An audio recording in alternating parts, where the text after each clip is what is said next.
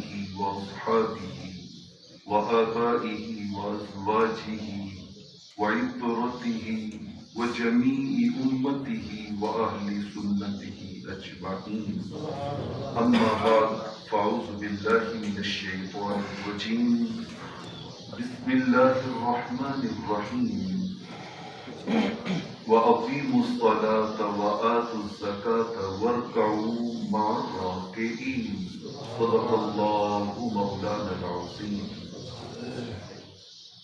هو الحبیب الذی ترجى شفاعته لكل هول من الأهوال مقتحم، مولاي صل وسلم دائما أبدا على حبيبك خير الخلق كلهم۔ اللہ تبارک و تعالیٰ کا شکر ہے جس کی توفیق سے ہم آج کی اس اہم نشست میں حاضر ہیں۔ آپ کے سوال و جواب سے پہلے میں تمہیداً کچھ معروضات آپ کے سامنے رکھنا چاہوں گا تاکہ ہمیں یہ شعور نصیب ہو کہ ہماری زندگی میں کتنی اہم چیزیں، کتنے غیر محتاط طریقے سے ادا کی جاتی ہے، یعنی جن چیزوں میں ہمیں غیر معمولی احتیاط کی ضرورت ہے انہی میں ہم کتنے غیر محتاط ہیں۔ ایک حدیث مبارکہ آپ کے ذوق کے لیے تاکہ دوران نشست کسی موقع پہ بھی غفلت دامنگیر نہ ہو آپ کے ساتھ شیئر کرنا چاہتا ہوں۔ رحمت کونین صلی اللہ علیہ وسلم اپنے کاشانہ نبوت سے نکل کے مسجد نبوی میں تشریف لائے تو صحابہ ٹولیوں کی شکل میں، حلقات کی شکل میں بیٹھے ہوئے تھے۔ کچھ صحابہ الگ بیٹھے ذکر کر رہے تھے، کچھ صحابہ کچھ اور مشغولات اور معمولات میں مصروف تھے، اور ایک جگہ پہ کچھ صحابہ کرام علیہم الرضوان بیٹھے ہوئے وہ آپس میں سیکھنے اور سکھلانے کا عمل کر رہے تھے۔ ایک دوسرے سے سوال و جواب پوچھ رہے تھے کہ فلاں مسئلہ کیسے ہے، فلاں مسئلہ کیسے ہے، جیسے آپ نشست منعقد کر کے بیٹھے ہیں بلا تشریح۔ تو آقا علیہ الصلوۃ والسلام نے ان حلقات کو دیکھ کے ارشاد فرمایا کہ سارے ہی بھلائی کا کام کر رہے ہیں، خیر کا کام کر رہے ہیں، لیکن حضور علیہ الصلوۃ والسلام نے خود جس حلقے میں بیٹھنا پسند فرمایا وہ حلقہ تھا جہاں لوگ بیٹھے علم سیکھنے اور سکھلانے کا کام کر رہے ہیں۔ تو مجلس علم میں شامل ہونا اس کی بہت بڑی فضیلت ہے، یہ بہت اونچے درجے کا کام ہے۔ سورہ بقرہ کی ایک آیت مقدسہ جس میں اللہ رب العالمین نے ہمیں نماز ادا کرنے کا حکم ارشاد فرمایا، اور ایک ایسا عمل کہ جس کی اہمیت کسی بھی انسان سے پوشیدہ نہیں ہے۔ آپ ذرا اس حدیث پہ غور کریں نا، اور اگر یہی ایک حدیث ہمیں بھولے نا تو خدا کی قسم کبھی کوئی نماز چھوٹے نا۔ اگر یہ ایک حدیث ہمیں بھولے نا تو کبھی بھی کوئی نماز چھوٹے نہ۔ کون سی؟ آقا علیہ السلام نے فرمایا مسلمان اور کافر کے درمیان فرق ہی نماز پڑھنے کا ہے، کہ مسلمان نماز چھوڑتا نہیں اور کافر نماز پڑھتا نہیں۔ اتنی اہمیت ہے، قیامت والے دن پہلا سوال نماز کے بارے میں ہے۔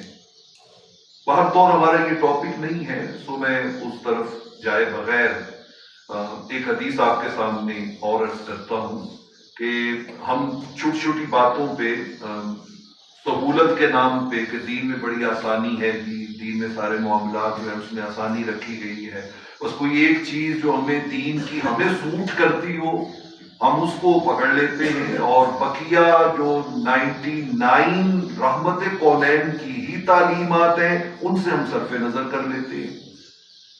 آقا نے صحیح بخاری صحیح مسلم کی متفق حدیث ہے، حضور علیہ الصلوۃ والسلام مسجد میں جلوہ افروز ہیں، ایک صحابی آئے، انہوں نے ایک کونے میں نماز پڑھی، نماز پڑھ کے حضور کی بارگاہ میں آئے۔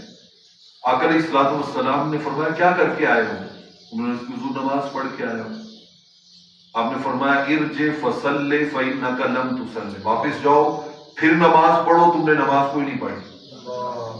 وہ سامنے پڑھ کے آیا ہے، سارے دیکھ رہے ہیں کہ اس نے پڑھی یا نماز، لیکن آقا علیہ الصلوۃ والسلام نے فرمایا واپس جا کے دوبارہ پڑھو، تم نے نہیں پڑھی۔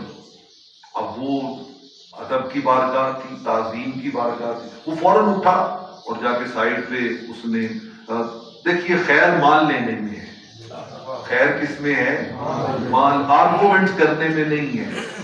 خیر جو ہے وہ اس بات میں نہیں ہے کہ بندہ اڑ جائے اور وہ کہ نہیں میں ٹھیک ہوں، نہیں، اگر وہ دیکھے کہ یار چھوٹے دیکھے کہ میرا بڑا مجھے کوئی بات سمجھا رہا ہے اور خیر کی بات سمجھا رہا ہے، تو اگر بندہ وہ جو آج کا دور ہے نا وہ پڑ جائے دلیلوں میں تو پھر وہ خیر سے محروم ہو جاتا ہے۔ تو وہ اٹھے اور جا کے انہوں نے نماز پڑھی، نماز پڑھ کے پھر آ گئے۔ آقا علیہ الصلوۃ والسلام نے فرمایا کیا کر کے آئے؟ انہوں نے نماز پڑھ کے آئے۔ آپ نے فرمایا ارجع فصلی فإنک لم تصلی، واپس جا نماز پڑھ، تو نے نماز کوئی نہیں پڑھی۔ وہ دوبارہ گئے پھر پڑھ کے آئے، فرمایا کیا کر کے آئے؟ کہ حضور نماز پڑھ کے آیا۔ آپ نے فرمایا واپس جاؤ، تو نے نماز کوئی نہیں پڑھی، پھر پڑھ کے آئے۔ اب یہ جو بار بار اس کو لوٹانا اور دوبارہ نماز پڑھانا، یہ اس اہمیت کو اجاگر کرنا تھا۔ جب تیسری بار ہوا اور بعض روایتوں میں چوتھی بار، تو آقا علیہ الصلوۃ والسلام کی خدمت میں اب انہوں نے ادباً عرض کی یا رسول اللہ صلی اللہ علیہ وسلم، مجھے تو ایسے ہی پڑھنی آتی ہے، میں کیا کمی چھوڑتا ہوں، آپ میری رہنمائی فرما دیں۔ تو آقا علیہ الصلوۃ والسلام نے پھر ارشاد فرمایا یہ کوئی نماز ہوتی ہے جو تم پڑھ کے آئے ہو؟ فرمایا قیام کرو سکون کے ساتھ، رکوع کرو سکون کے ساتھ، رکوع سے کھڑے ہو سکون کے ساتھ، سجدے میں جاؤ سکون کے ساتھ، اطمینان کے ساتھ۔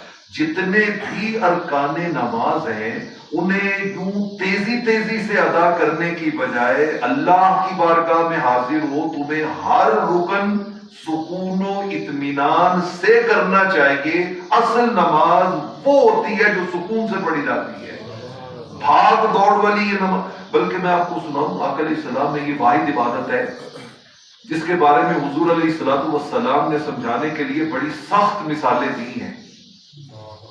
مثلا میں آپ کے سامنے رکھتا ہوں، حضور علیہ الصلوۃ والسلام نے فرمایا کہ مرغوں کی طرح ٹھونگے نہ مارا کرو۔ جیسے مرغا دانا چگنے کے لیے وہ زمین کے اوپر تیزی تیزی کے ساتھ ٹھونگے مارتا ہے، پھر حضور علیہ الصلوۃ والسلام نے فرمایا دیکھو نماز میں کتے کی طرح بازو نہ بچھایا کرو، کتے کی طرح بازو بچھانا۔ جب ہم سجدے میں جاتے ہیں نا تو سجدے میں بعض دوست جو ہے وہ یہاں سے لے کے کونیوں تک پورا بازو زمین پہ بچھا دیتے ہیں اور وہ بچھا کے تو سجدہ کرتے نہیں۔ جب آپ سجدہ کریں تو آپ کے ہاتھ زمین کو لگے ہوں لیکن پورا بازو زمین کو ٹچ نہیں کرنا چاہیے، اور آپ کے جو دونوں بازو ہیں وہ آپ کے پہلوؤں سے بھی جدا ہونے چاہیے، آپ کے پیٹ سے بھی جدا ہونے چاہیے۔ وہ آگے ہم ڈسکس کرتے ہیں جب ہم نماز کی چیزوں کی طرف آتے ہیں، لیکن وہ زمین کے اوپر پورے، میں کئی دوستوں کو دیکھتا ہوں اور کئی دفعہ کئی دوستوں سے کہا بھی کہ سجدے کی حالت میں آپ کا پورا بازو یوں زمین کے ساتھ نہیں لگا ہونا چاہیے بلکہ اس طرح ہونا چاہیے، کونیاں اٹھی ہوئی ہوں اور صرف ہاتھ زمین کے اوپر لگے ہوں جن کے درمیان ہم اپنا چہرہ رکھ کے سجدہ کرتے ہیں۔ اچھا، پھر حضور علیہ الصلوۃ والسلام نے فرمایا کہ نماز میں شریر گھوڑوں کی طرح تمہیں دمیں نہیں ہلانی چاہیے۔ جیسے شریر گھوڑا بار بار دم کو حرکت دیتا رہتا ہے نا، اس طرح تمہیں حرکت نہیں دینی چاہیے کہ بار بار آپ سر کھجا رہے ہیں، کبھی ہاتھ کہیں پہ خارش ہو رہی ہے، کبھی داڑھی ٹھیک کر رہے ہیں، کبھی کپڑے ٹھیک کر رہے ہیں، کبھی جو ہے وہ کوئی اور معاملہ کر رہے ہیں۔ پھر حضور علیہ الصلوۃ والسلام نے فرمایا کہ تمہیں لومڑی کی طرح نماز میں ادھر ادھر نہیں دیکھنا چاہیے کہ کبھی آپ جو ہے وہ حالت نماز میں ہی آپ کی نگاہیں جو ہے وہ دائیں، جیسے لومڑی بہت ایکٹیو ہوتی ہے تو وہ کبھی دائیں کبھی بائیں کبھی ادھر کبھی ادھر وہ دیکھتی ہے۔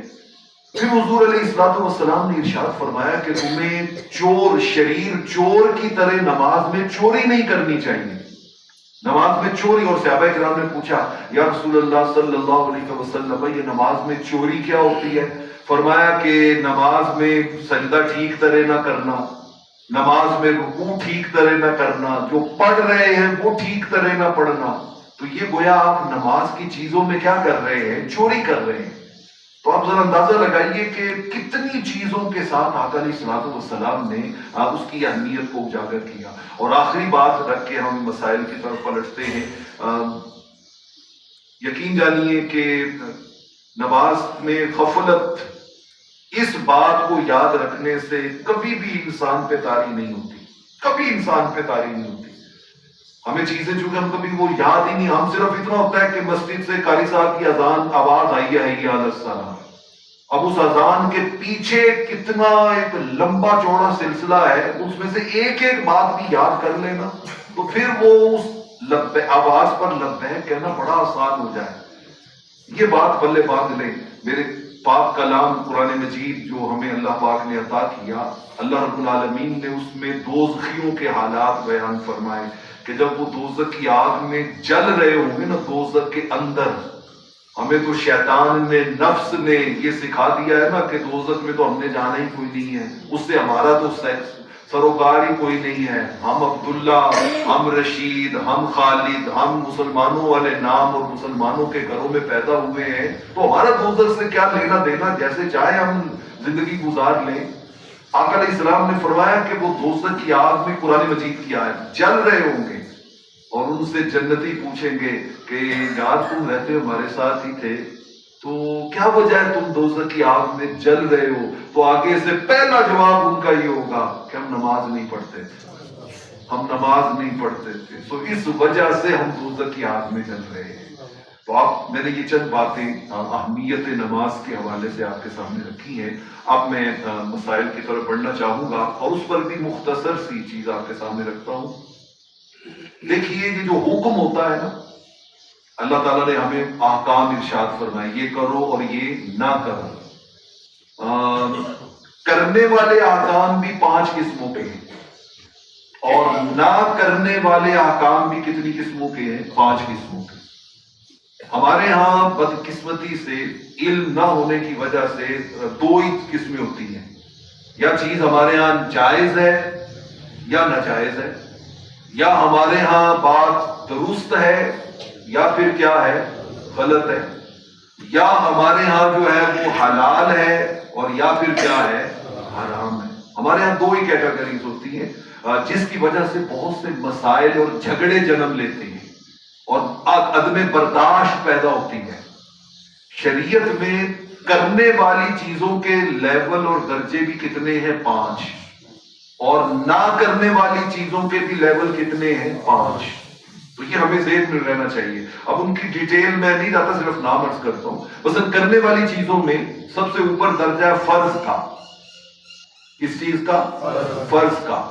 اس کے نیچے ہے واجب. بعض چیزیں فرض ہوتی ہیں، بعض کیا ہوتی ہیں؟ واجب. اچھا، جیسے جیسے نیچے آتے جائیں گے ویسے ویسے ان کی جو اہمیت ہے یا اس کے اندر جو شدت ہے وہ کیا ہوتی جائے گی؟ کم ہو جائے گی. اب جو فرض حکم ہے، جو اس کا لیول ہے، وہ واجب کا نہیں ہے. وہ ہے، وہ بھی کرنا اور ہے یہ بھی کرنا، لیکن ان کی شدت میں فرق آ جائے گا. تو فرض ہے، اس کے نیچے واجب ہے، اس کے نیچے سنت مؤکدہ ہے، اس کے نیچے سنت غیر مؤکدہ ہے، اور 5ویں نمبر پہ مستحب ہے. تو یہ 5 درجے ہیں کرنے والی باتوں کے. لہذا ہمیں یہ ذہن میں رکھنا چاہیے کہ ایک کام کوئی کر رہا ہے اور میں نہیں کر رہا تو اس سے جھگڑے کی ضرورت نہیں ہے. ممکن ہے کہ وہ مستحب کام ہو کہ جس کے کرنے پہ ثواب ہے اور نہ کرنے پہ گناہ کوئی نہیں ہے. وہ اگر کرتا ہے کوئی تو اس کو ثواب ملے گا، اور اگر کوئی نہیں کرتا تو اس کو کوئی اس کے اوپر گناہ وغیرہ نہیں ہوگا. لہذا اس پہ جھگڑا کرنے کی ضرورت ہی نہیں ہے کہ آپ کہیں کہ جی یہ کیوں ہو رہا ہے، یہ ایسے کیوں ہو رہا ہے. اچھا، اسی طرح 5 چیزیں نہ کرنے والی ہیں. سب سے اوپر حرام ہے، اس کے نیچے مکروہ تحریمی ہے، مکروہ تحریمی. اس کے نیچے تیسرے نمبر پہ اس کو ہم اساءت کہتے ہیں، سین کے ساتھ، اساءت. چوتھے نمبر پہ مکروہ تنزیہی ہے، اور 5ویں لیول پہ جا کے ہے خلاف اولا. خلاف اولا تو یہ 5 درجے کرنے والے اور 5 درجے نہ کرنے والے. یہ میں نے آپ کو رکھا کہ ہمیں بہت سی بحثوں سے چھٹکارا مل جائے گا کہ یار ممکن ہے کہ یہ وہ کام ہو کہ جو نیچے والے درجے کے ہیں، لہذا کوئی اگر یہ کر رہا ہے میں نہیں کر رہا، یا میں کر رہا ہوں یہ نہیں کر رہا، تو اس میں کوئی حرج کی بات نہیں ہے. تو یہ 5 درجے کرنے اور 5 درجے نہ کرنے کے. اب نماز جو ہم ادا کرتے ہیں اس میں فرض چیزیں 7 ہیں. یہ اگر آپ ترتیب سے ذہن نشین کریں گے تو انشاءاللہ بہت سے آپ کے سوالات کے جوابات خود آ جائیں گے. 7 چیزیں نماز کے اندر کیا ہیں جی؟ فرض ہے. فرض کا مطلب یہ ہے کہ ان میں سے کوئی چیز اگر مس ہوتی ہے نا، چاہے جان بوجھ کے چاہے بھولے سے، 2 چیزیں ہوتی ہیں نا کسی چیز کو مس کرنے کی، کہ جان بوجھ کے بندے نے وہ چیز جو ہے وہ ڈراپ کر دی، جان بوجھ کے بندے سے کوئی چیز اس نے چھوڑ دی، یا بھولے سے اس سے چھوٹ گئی. ان دونوں صورتوں میں جب تک وہ چیز آپ کریں گے نہیں، نماز نہیں ہوگی. آپ سجدہ صاحب ایک کی بجائے 10 سجدہ صاحب کر لیں، وہ ان 7 چیزوں کی کمی کو پورا نہیں کرے گا. یہ کرنی ہی ہوگی. ان میں سے کسی چیز کو آپ چھوڑ نہیں سکتے، ڈراپ نہیں کر سکتے، اور اگر آپ نے ڈراپ کر دیا تو آپ کی سرے سے نماز نہیں ہوئی. وہ 7 چیزیں کون سی آپ ذہن میں رکھ لیں. پہلی ہے تکبیر تحریمہ. جب آپ نماز شروع کرتے ہیں تو آپ نیت کرنے کے بعد کیا کہتے ہیں؟ اللہ اکبر. کوئی بندہ تکبیر تحریمہ کے بغیر نماز میں انٹر ہو جائے تو وہ چاہے ہر سجدے میں 100 بار بھی سبحان ربی الاعلیٰ پڑھ لے گا، تو چونکہ اس نے فرض چیز چھوڑی ہوئی ہے تو اس کی نماز نہیں ہوگی. تکبیر تحریمہ. دوسری چیز ہے قیام، کہ اللہ کے سامنے قیام کرنا، کھڑے ہونا. جو ہم جب سورہ فاتحہ پڑھتے ہیں یا کوئی اور سورت ملاتے ہیں تو وہ ہم قیام کرتے ہیں. تو یہ چیز فرض ہے. جو ہم 5 نمازیں پڑھتے ہیں نا، میں ان پر خاص طور پہ توجہ دے کے بات کر رہا ہوں. یہ فرض ہے قیام کرنا. اب ایک بندہ جان بوجھ کے قیام چھوڑ دے. ہم بات کر رہے ہیں اس بندے کی جو نارمل ہے، جو مریض نہیں ہے، جس کو کوئی شرعی عذر نہیں ہے، کوئی مجبوری. ہم نارمل بندے کی بات کر رہے ہیں. وہ آگے پھر آتی ہے کہ اگر یہ قیام نہ کر سکتا ہو تو پھر کیا کرے. ہم اس وقت ابھی نارمل بندے کی نارمل نماز کی بات کر رہے ہیں. تو قیام یہ بھی کیا ہے؟ فرض ہے. یہ بھی فرض ہے. اگر یہ چھوڑیں گے تو نماز نہیں ہوگی. تیسری چیز رکوع، قرات. ترتیب سے چلتے ہیں. تیسری چیز ہے قرات، قرآن پڑھنا، جس میں ہم سورہ فاتحہ پڑھتے ہیں اور ساتھ میں کوئی نہ کوئی کیا ملاتے ہیں؟ سورت ملاتے ہیں. یہ بھی فرض ہے. اگر یہ ڈراپ ہوگی تو پھر بھی نماز نہیں ہوگی. چوتھی چیز ہے رکوع، کہ ہر رکعت کے اندر ہم ایک کیا کرتے ہیں؟ رکوع کرتے ہیں. پانچویں چیز ہے 2 سجدے، کہ آپ کی نماز کی ہر رکعت میں کتنے سجدے ہونے چاہیے؟ 2. ان کے بغیر بھی آپ کی نماز نہیں ہوگی. چھٹی چیز ہے قعدہ اخیرہ، کہ 2 رکعتوں والی نماز ہے تو 2 رکعتوں کے بعد جو بیٹھتے ہیں جس میں التحیات پڑھتے ہیں، بیٹھنا. قعدہ کہتے ہیں بیٹھنا. اخیرہ کا مطلب ہے نماز کے اینڈ پہ بیٹھنا. یہ بیٹھنا فرض ہے، قعدہ اخیرہ. اگر آپ 2 والی نماز پڑھ رہے ہیں تو 2 کے بعد 3 والی مغرب پڑھ رہے ہیں تو 3 کے بعد 4 رکعتیں والی نماز پڑھ رہے ہیں، ظہر عصر عشاء، تو 4 رکعتوں کے بعد اینڈ پہ جو بیٹھتے ہیں، یہ بھی فرض ہے. اس کے بغیر بھی نماز نہیں ہوتی، قعدہ اخیرہ. اور 7ویں چیز ہے آپ کا نماز سے باہر آنا. جب آپ السلام علیکم ورحمۃ اللہ کہتے ہیں اور اس سے نماز کا کیا ہو جاتا ہے؟ اختتام ہو جاتا ہے. تو یہ 7 چیزیں فرض ہے ہماری. اگر ان میں سے کوئی چیز مس ہوگی تو نماز سجدہ صاحب سے بھی مکمل نہیں ہوگی، نماز آپ کو دوبارہ پڑھنی پڑے گی.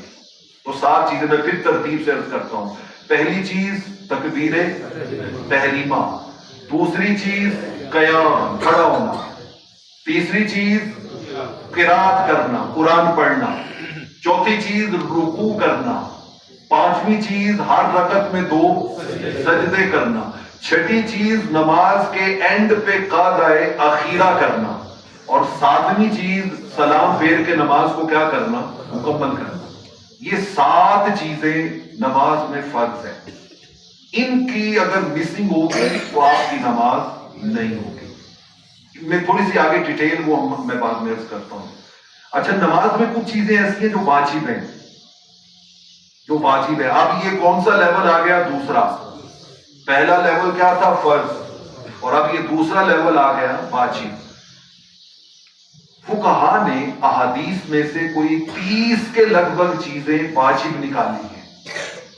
یعنی 30 کام ایسے ہیں کہ جو واجب کے درجے میں آتے ہیں. ان میں بعض چیزیں جو ہے وہ الگ بیان کرنے کے لیے ان کو کر دیا گیا ہے. میں اس میں سے اہم چیزیں آپ کے سامنے رکھتا ہوں. مثلا جو واجب چیزیں ہیں اس میں کیا کیا چیزیں آتی ہیں؟ سب سے پہلی چیز ترتیب. نماز کے اندر کیا؟ ترتیب. کہ جس ترتیب سے نماز ہمیں سکھائی گئی ہے اسی ترتیب. قیام پہلے ہے تو قیام کیا ہوگا؟ پہلے ہوگا. رکوع اس کے بعد ہے تو رکوع اس کے بعد ہوگا. اس کے بعد 2 سجدے ہیں تو وہ کیا ہوں گے؟ 2 سجدے ہوں گے. اچھا ہر رکعت میں 1 رکوع ہے تو 1 ہی ہوگا. آپ یہ نہیں کہہ سکتے کہ چلو میں ایک رکعت میں 2 رکوع کر لوں تو اگلی میں مس کر کے ڈائریکٹ سجدہ کر لوں گا.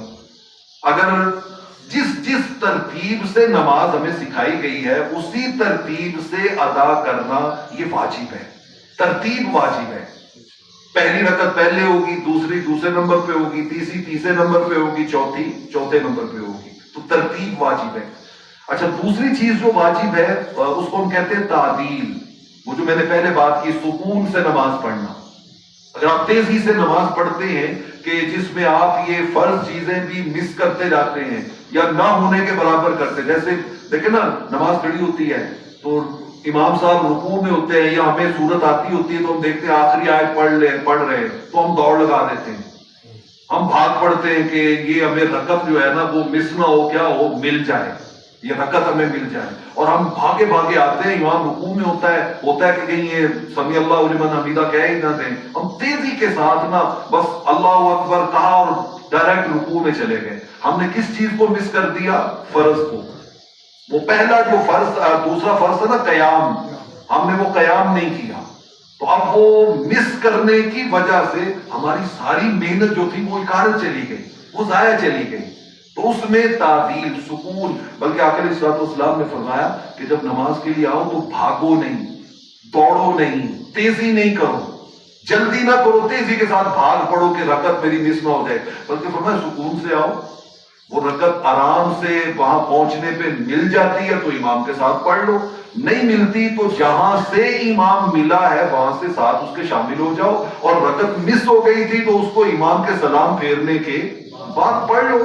تمہارے لیے جب آپشن موجود ہے تو اس بھاگنے میں مطلب آپ دیکھیے کہ ہم چاہتے ہیں کہ بعد میں پڑھنا پتہ نہیں کتنا اوکھا ہو جائے گا، مشکل ہو جائے گا.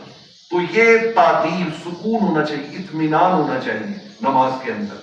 ایک اور چیز جو اس میں واجب ہے، آپ 3 رکعتوں والی یا 4 رکعتوں والی نماز پڑھتے ہیں تو 2 کے بعد بھی ہم کیا کرتے ہیں؟ بیٹھتے ہیں نا، قعدہ کرتے ہیں. 2 کے درمیان درمیانی قعدہ جو ہوتا ہے، ایک تو میں نے اینڈ والا بتایا نا جو فرض ہے، یہ جو درمیان والا قعدہ ہے یہ واجب ہے. یہ واجب ہے کہ یہ آپ نے، یہ دوسرے لیول کا ہے. اچھا اسی طرح جب ہم تشہد پہ بیٹھتے ہیں قعدے پہ، چاہے وہ 2 کے بعد چاہے 3 اور 4 کے بعد آخری قعدہ ہو، اس میں التحیات پڑھنا، جو ہم التحیات پڑھتے ہیں نا، التحیات للہ والصلوات والطیبات، یہ پڑھنا بھی کیا ہے؟ واجب ہے. یہ واجب ہے. یہ دوسرے درجے کے لیول کے اوپر آتا ہے. یعنی اب آپ کو یہ ذہن میں آئے گا کہ جو فرض چیزیں ہیں اس میں مسنگ ہوگی تو نماز، واجب چیزوں میں اگر مسنگ ہوگی تو یہ سجدہ سہو سے کیا ہو جائے گی؟ پوری ہو جائے گی. ایک شخص جو ہے وہ التحیات پہ بیٹھا ہے، دھیان کہیں چلا گیا، اس نے التحیات پڑھی کوئی نہیں، اس نے التحیات پڑھی کوئی نہیں اور اس کو یاد ہی کوئی نہیں آیا، یا وہ 2 رکعتوں کے بعد بیٹھا ہی کوئی نہیں. بیٹھنا واجب تھا نا تو وہ بیٹھا ہی کوئی نہیں اور وہ تیسری کے لیے کھڑا ہو گیا تھا. تو اب فرض مس نہیں ہوا بلکہ کیا مس ہوا ہے؟ واجب مس ہوا ہے نا. لہذا آپ اس مسنگ پر اینڈ پہ صرف کیا کریں گے؟ سجدہ سہو کریں گے اور نماز مکمل ہو جائے گی. تو یہ فرض اور واجب کا فرق ہوتا ہے. تو یہ التحیات پڑھنا یہ بھی واجب ہے. اچھا اسی طرح امام پڑھ رہا ہو جیسے ہم نماز میں آتے ہیں نا تو وہ سورہ فاتحہ پڑھتا ہے یا قرآن مجید کی کوئی سورت پڑھتا ہے، تو مقتدی کا امام کے پیچھے اس نے نہ سورہ فاتحہ پڑھنی ہے، نہ اس نے امام کے پیچھے کوئی اور سورت پڑھنی ہے، خاموش کھڑے ہونا۔ قرات امام کے پیچھے مقتدی نہیں کرے گا، اس کا خاموش رہنا یہ کیا ہے؟ واجب ہے۔ اگر وہ اس میں پرابلم کرے گا تو نماز کے اندر پرابلم آ جائے گی، تو مقتدی کا خاموش رہنا یہ ضروری ہے۔ اچھا، اسی طرح جو چیزیں واجب ہیں اس کے اندر ایک اور چیز ہے، اور وہ ہے کہ دو چیزوں کے درمیان اتنا گیپ نہ آئے جتنے میں آپ 3 بار سبحان اللہ کہہ سکیں۔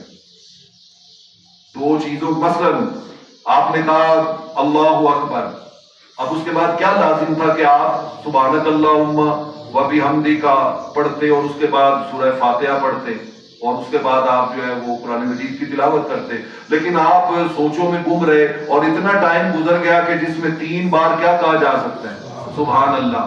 یہ اتنا وقفہ جو ڈال دیا، وقفہ نہ ڈالنا واجب تھا کہ آپ کی چیزیں کنیکٹڈ ہوتی، آپس میں ملی ہوئی ہوتی۔ آپ رکوع سے اٹھے ہیں، ربنا ولک الحمد آپ نے کہا، تو اب کیا ضروری تھا کہ آپ فوراً کس میں جاتے؟ سجدے میں جاتے، لیکن آپ کسی خیال میں گم ہو گئے اور آپ کھڑے ہی ہوئے ہیں بس، اور سجدے میں جانے میں ڈیلے ہو گیا، تاخیر ہو گئی۔ تو اب یہ جو تاخیر ہوئی ہے اس کے اوپر بھی آپ نے ایک واجب کو مس کیا ہے، تو سجدہ صاحب واجب ہو جائے گا۔ تو یہ وقفہ نہیں آنا چاہیے، چیزیں کنٹینیوسلی کنیکٹڈ ہونی چاہیے، یہ بھی واجب ہے۔ اچھا، اسی طرح دعائے وتر میں دعائے قنوت پڑھنا، یہ بھی کیا ہے؟ واجب ہے، یہ واجب ہے۔ تو یہ چند ایک چیزیں ہیں جو نماز کے اندر واجب کا درجہ رکھتی ہیں۔ اگر 7 فرضوں میں سے کوئی چیز چھوٹے گی تو وہ سجدہ صاحب سے کمپنسیٹ نہیں ہوگی، اس کا ازالہ نہیں ہوگا جب تک آپ ان چیزوں کو بیچ میں ایڈ نہیں کرتے۔ اور یہ جو واجب چیزیں ہیں جان بوجھ کے چھوڑیں گے تو نماز نہیں ہوگی۔ بھولے سے اگر واجب کوئی مس ہو جائے گا تو سجدہ صاحب کرنے سے نماز ہو جائے گی۔ مثلا وتر میں دعائے قنوت پڑھنی کیا تھی؟ واجب تھی۔ آپ ڈائریکٹ ہی رکوع سجدوں میں چلے گئے اور آپ کو یاد آیا تحیات میں بیٹھے ہوئے کہ میں نے تو دعائے قنوت نہیں پڑھی، پڑھنی تھی میں نے نہیں پڑھی، تو اب چونکہ یہ واجب تھی نا، اگر بھولے سے رہ گئی ہے تو اب آپ کو دوبارہ پڑھنے کی ضرورت نہیں ہے، آپ اینڈ پہ سجدہ صاحب کر لیں، نماز کیا ہو جائے گی؟ مکمل ہو جائے گی۔ تو جو چیزیں واجب ہیں اگر وہ بھولے سے رہ جائیں تو آخر میں سجدہ صاحب کرنے سے آپ کی نماز کیا ہو جاتی ہے؟ مکمل ہو جاتی ہے۔ تو یہ میں نے چند ایک باتیں آپ کے سامنے بیان کی ہیں، میں ان کا مختصراً خلاصہ عرض کیے دیتا ہوں کہ 7 چیزیں نماز میں کیا ہیں؟ فرض ہیں۔ 7 چیزیں فرض ہیں، ان میں سے چاہے جان بوجھ کے کوئی چیز آپ چھوڑے یا بھولے سے چھوڑے، نماز نہیں ہوگی جب تک آپ ان کو شامل نہیں کریں گے۔ آپ نے پہلی رکعت میں ایک ہی سجدہ کر کے کھڑے ہو گئے، اب آپ کو چوتھی رکعت میں جا کے یاد آیا کہ یار پہلی رکعت میں مجھے لگتا ہے میں نے سجدے 2 نہیں کیے، تو اب کیا ہوگا کہ اگر آپ کہیں کہ چلو کوئی نہیں اینڈ پہ سجدہ صاحب کر لوں گا، تو خالی سجدہ صاحب سے نماز نہیں ہوگی۔ آپ اینڈ والی رکعت میں 2 کی جگہ کتنے سجدے کریں؟ 3، 2 اس رکعت کے اور ایک وہ جو پہلی رکعت میں چھوٹا تھا، لیکن اب اس کی چونکہ ترتیب میں کیا آ گیا؟ فرق آ گیا۔ ترتیب واجب تھی، اب اینڈ پہ سجدہ صاحب کرنے سے کیا ہوگا؟ نماز مکمل ہو جائے گی۔ تو یہ آپ ترتیب ذرا ذہن میں رکھیے گا کہ 7 چیزیں جو فرض ہیں وہ بھولے سے بھی چھوڑ دیں یا جان بوجھ کے چھوڑے، نماز نہیں ہوتی جب تک ان کو شامل نہ کریں، اور جو چیزیں واجب ہیں وہ جان بوجھ کر چھوڑے تو نہیں ہوتی، بھولے سے چھوٹ جائیں تو اینڈ پہ سجدہ صاحب کرنے سے نماز ہو جاتی ہے۔ تو یہ چند ایک باتیں میں نے آپ کے سامنے رکھی ہیں۔ اب انہی سے متعلقہ میں آپ کے سوال و جواب جو ہے وہ ان کو دیکھتا ہوں، اور کوشش کیجئے کہ ایسا سوال کیجئے کہ جو مطلب بڑا جامع قسم کا ہو، جس میں زیادہ دوستوں کا فائدہ ہو، اور اس میں زیادہ لمبا اس کو کرنے کی بجائے مختصراً پوچھیں گے تو ہم تھوڑے وقت میں زیادہ چیزیں جو ہے وہ انہیں اکوموڈیٹ کر سکیں گے۔ اللہ رب العالمین ہمیں اس عبادت کو اس طریقے پر کرنے کی توفیق بخشے جس طریقے پر اللہ اور اس کے رسول کی رضا نصیب ہو، آمین۔ جی کوئی دوست سوال پوچھنا چاہیے؟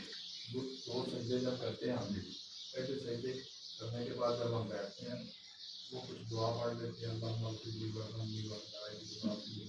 جی جی اگر اس میں کتنی ترکیب وہ آپ نے بتایا نا کہ سبحان اللہ 3 مرتبہ والا، اگر ایسے وہ تاخیر ہے، غفلت کی تاخیر، یعنی جو آپ اگر یہ دعائیں پڑھ رہے ہیں نا، یہ سنت ہے دعائیں پڑھنا 2 سجدوں کے درمیان، جب آپ پہلا سجدہ کر کے اٹھ کے بیٹھتے ہیں نا تو اس بیٹھنے میں آپ دعائیں پڑھ رہے ہیں تو چاہے 5 منٹ بھی دعائیں پڑھتے رہیں، وہ دعائیں آپ پڑھ سکتے ہیں، پھر اس کے بعد دوسرا سجدہ کریں۔ وہ ہے کہ آپ غفلت ہو کے بیٹھے رہے تو پھر وہ آپ کے اوپر جی جی جی جی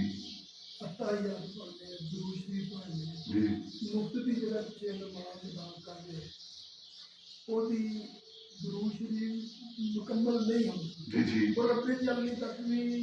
بڑی مشکل کا پوائنٹ ہے، امام صاحب نے سلام پھیر دیا، ٹھیک ہے سلام پھیرنا نہیں چاہیے۔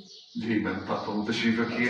جی جی آپ روٹین ہی ہوتی ہے ہو گئی امام صاحب کی، کہ کیا انہوں کہنا چاہیے کہ یار تیری مہربانی تھوڑا جہا انتظار کر لو، کچھ نماز پڑھ لیں۔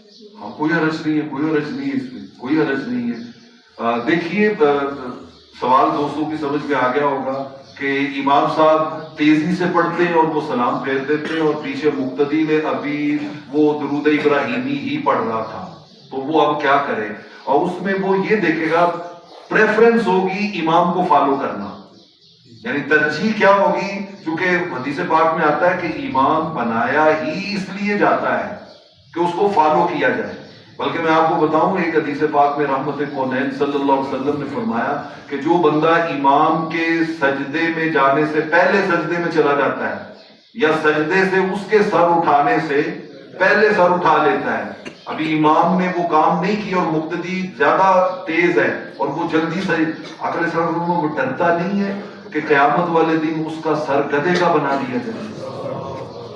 مطلب اتنی وعید ہے اس کے اندر۔ ہمیں پرابلم جہاں پہ ہوتے ہیں، ہم دیکھتے ہیں کہ مصلی کے اوپر اعظم نوری کھڑا ہوا ہے، قاری شمشیر کھڑا ہوا ہے، ہم اس وقت نا وہ اس حوالے سے ذہن میں ہمارے نفس جو ہے وہ وسوسے ڈال رہا ہوتا ہے۔ ہم یہ دیکھے کریں کہ اس وقت جو مصلی پہ کھڑا ہوا ہے وہ اس کے تعارف کو سائڈ پہ رکھ دیں، وہ اس منصب پہ کھڑا ہوا ہے کہ جس منصب پہ رحمت کونین نے فرمایا تم نے ہر صورت میں اسے کیا کرنا ہے؟ فالو کرنا ہے، اس کی اتباع کرنی ہے تم نے۔ لہٰذا وہ جو آپ نے بات کی اس میں وہ اتنی کوشش کرے کہ اس کے دوسرے سلام پھیرنے سے پہلے میں کچھ چیزیں پڑھ کے شامل ہو سکتا ہوں۔ مطلب لمبی دعا نہ پڑھیں، آپ صرف سمپل دعا پڑھ رہے ہیں، رب اغفر وارحم وانت خیر الراحمین، بس اتنی سی دعا پڑھ لیں۔ پورا درود شریف آپ دیکھتے ہیں کہ پڑھنے میں پرابلم ہوگی، آپ سمپل ایک ہی جملہ کہہ رہے ہیں، اللہم صلی علی محمد وعلی آل محمد، بس اتنا بھی کافی ہے۔ مطلب آپ یہ دیکھیں کہ میں اپنے درود کو اور دعا کو کیا کر لوں؟ شارٹ کر لوں تاکہ میں امام کے ساتھ مل سکوں، تو آپ شارٹ کر کے اس کے ساتھ پڑھ لیں۔ یہ وہی چیزیں ہیں، ہم سمجھتے ہیں کہ یاد پوری پڑھنی ضروری ہے، یا درود ابراہیمی پورا پڑھنا، دعائیں جو میں نے یاد کی ہوئے وہ پڑھنی لازمی ہے، تو پھر وہ آتا ہے۔ لیکن اگر آپ دیکھتے ہیں اور اگر وہ گیپ ہمیشہ ہوتا ہے، اکثر ہوتا ہے، تو امام صاحب کو کہا جا سکتا ہے کہ جی آپ تھوڑا سا ذرا سپیڈ سلو کر لیں تاکہ ہم ذرا دل کھول کے اللہ کے سامنے اپنی التجائیں پیش کر لیں، کوئی حرج کی بات نہیں۔ سر امام صاحب کے پیچھے امام اگر قرات کر رہے ہیں تو مقتدی نے نہیں پڑھنا، اگر خاموشی سے جس طرح زبر اثر ہوتی ہے، جی جی تو اس کے بارے میں مقتدی کے بارے میں کیا خیال ہے کہ وہ بھی خاموشی رہے؟ امام کے پیچھے، میں اس کا جواب دے لوں پھر میں اگلی بات سنتا ہوں۔ امام کے پیچھے آپ نے سبحانک اللہم و بحمدک کا بھی پڑھنا ہے، رکوع اور سجدے کی تسبیحات بھی پڑھنی ہے، اتحیات بھی پڑھنا ہے، درود ابراہیمی بھی پڑھنا ہے، یہ سارے کام کرنے ہیں۔ لیکن امام کے پیچھے آپ نے نہ سورہ فاتحہ پڑھنی ہے اور نہ ہی ساتھ میں کوئی اور سورت پڑھنی ہے، بس امام کے پیچھے یہ چیزیں نہیں پڑھنی، چونکہ حضور علیہ الصلوۃ والسلام کی احادیث اور قرآن کی آیتیں موجود ہیں کہ آپ نے امام کا، دیکھیں نا میں آپ کو ایک بڑی لاجیکل مثال دیتا ہوں، نماز میں امام سے غلطی ہوتی ہے، پیچھے 100 بندہ کھڑا ہوا ہے، ان 100 میں سے تو کسی سے غلطی نہیں نہ ہوئی، وہ تو ٹھیک پڑھ رہے تھے نا نماز، غلطی کس سے ہوئی ہے؟ امام کو ہوئی ہے۔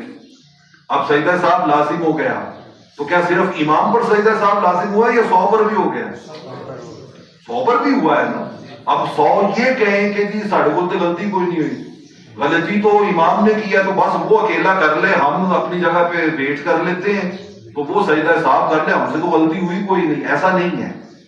امام کی غلطی، پیچھے 1000 بندہ بھی نماز پڑھ رہا ہے تو وہ کس کی غلطی سمجھی جاتی ہے؟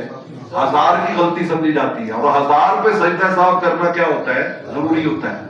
ایسے ہی حدیث پاک میں آتا ہے کہ امام کا پڑھنا ہی کس کا پڑھنا ہے؟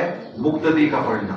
جب آپ امام کے پیچھے پڑھ رہے ہوتے ہیں تو آپ سورہ فاتحہ بھی نہیں پڑھیں گے، چاہے وہ اونچی پڑھ رہا ہے چاہے وہ آہستہ پڑھ رہا ہے، آپ اس کے پیچھے نہ سورہ فاتحہ پڑھیں گے اور نہ آپ کوئی اور سورت ملائیں گے، باقی ساری چیزیں جو ہیں وہ تسبیحات اور تشہد اور درود وہ پڑھیں گے۔ اگلی بات یہ کہ تحیات میں جب اپنی شہادت کی انگلی بلند کرتا ہے، ایک بات اشہد ان لا الہ الا اللہ، جی بعض ساتھی ہیں وہ بار بار اس کو ایسے ہلاتے رہتے ہیں، جی اس کے بارے میں ذرا بتائیں۔ اچھا، یہ بھی چیزیں نا، اب میں آپ کو بتاؤں، یہ جو انہوں نے کہا کہ جب ہم اشہد ان لا الہ الا اللہ کہتے ہیں، ہم اس کے اوپر بھی وہ ہمارے ذہن میں بیٹھا ہوا ہے نا، یا جائز ہے یا کیا ہے؟ ناجائز ہے، یا صحیح ہے یا کیا ہے؟ غلط ہے، تو ہم اسی کے اوپر نا موازنے کر رہے ہوتے ہیں۔ حالانکہ یہ تشہد پہ انگلی کا اٹھانا یہ فرض بھی نہیں ہے، یہ واجب بھی نہیں ہے۔ ایک بندہ سرے سے انگلی اٹھاتا ہی نہیں ہے، یعنی وہ اشہد ان لا الہ الا اللہ و اشہد ان محمدن پہ جا کے صلی اللہ علیہ وسلم انگلی کو بالکل کوئی حرکت دیتا ہی نہیں ہے، نہ وہ اٹھاتا ہے نہ وہ اس کو حرکت دیتا ہے نہ وہ نیچے رکھتا ہے، وہ ویسے ہی روٹین میں بغیر انگلی کا کوئی فعل کیے گزر جاتا ہے، تو اس کی نماز میں بھی معمولی سا فرق پڑے گا، ہونے یا نہ ہونے سے اس کا کوئی تعلق نہیں ہے۔ یہ فرض بھی نہیں ہے، یہ واجب بھی نہیں ہے، یہ سنت ہے صرف کہ آپ نے کیا ہے تو سنت پہ عمل ہو گیا ہے، اور اگر آپ نے اس پہ نہیں کیا، اب وہ چونکہ حدیث میں نا مختلف صحابہ جب بیان کرتے تھے تو وہ مختلف روایات کے لیے مختلف لفظ استعمال کرتے تھے۔ ایک نے کہا کہ حضور علیہ الصلوۃ والسلام اپنی انگلی کو حرکت دیتے تھے، دوسرے نے روایت بیان کی، اس نے کہا ہم نے حضور کے پیچھے نماز پڑھی ہے، حضور اشہد اللہ پہ جا کے انگلی سے اشارہ کرتے تھے۔ دوسرے نے یوں بیان کیا کہ حضور اپنی انگلی سے کیا کرتے تھے؟ اشارہ کرتے تھے۔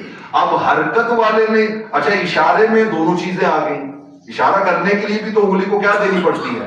حرکت دینی پڑتی ہے نا، تو اس نے یہ سمجھا، اس نے کہا کہ صرف اشارہ کرنا ہے، لا پہ اٹھانی ہے اور اللہ پہ نیچے رکھ دینی ہے، تو اس نے کہا کہ صرف اشارہ کرنا ہے، اور دوسرے نے کہا کہ نہیں، حدیث میں لفظ آئے حرکت دیتے تھے، تو وہ اس نے سمجھا کہ شاید کنٹینیوسلی اب انگلی کو کیا دینی ہے؟ حرکت دینی ہے۔ تو سن محترم یہ بات ہے، انما الاعمال بالنیات، اعمال کا دار و مدار نیت، توجہ خضوع و خشوع کی طرف رکھیں۔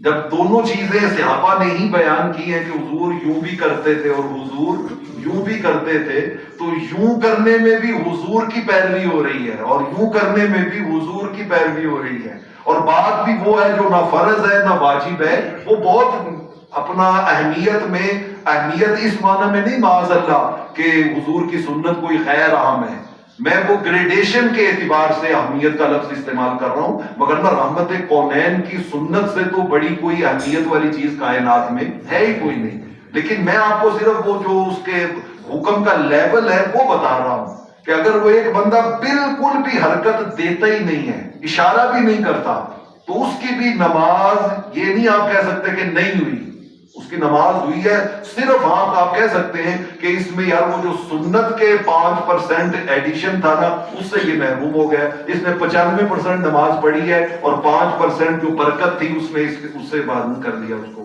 تو لہذا اس میں کوئی حرج نہیں ہے۔ فقہ حنفی میں ہمارے بزرگوں نے جو احادیث بیان کی ہیں آقا علیہ الصلوۃ والسلام کی، اس میں صرف یہ ہے اشارہ کرنا، اور دیگر دوست جو ہیں وہ بعض وہ کہتے ہیں کہ نہیں، اس سے مراد ہے مسلسل کیا دینا؟ حرکت دینا۔ بس ذہن میں یہ رکھیں کہ یہ اس درجے کا لیول نہیں ہے کہ جس پہ آپ کہیں کہ یہ کرنا جائز ہے اور نہ کرنا کیا ہے؟ ناجائز ہے۔ یا یہ جو میں کر رہا ہوں بس یہ ٹھیک ہے باقی غلط ہے، ایسا نہیں ہے. جو وہ کر رہے ہیں دلیل کی بنیاد پہ اس کے لیے وہ ٹھیک ہے، جو آپ کر رہے ہیں دلیل کی بنیاد پہ آپ کے لیے ٹھیک ہے. جی کوئی اور چیز؟ گزارش ہے کہ ثنا کا پڑھنا، جی جی فرض کریں ہم جماعت میں شامل ہوئے، پہلی رکعت مس ہو گئی ہے، جی جی تو جب آخر میں وہ دوبارہ پڑھے گا جی جی تو کیا ثنا بھی پڑھے گا ساتھ؟ ظاہر ہے. اگر اچھا یہ بھی بعض بچوں نے مجھے کہا، انہوں نے کہا کہ ہمیں اس نماز میرا دوست یوں پڑھ رہا تھا، میرا دوست یوں پڑھ رہا تھا.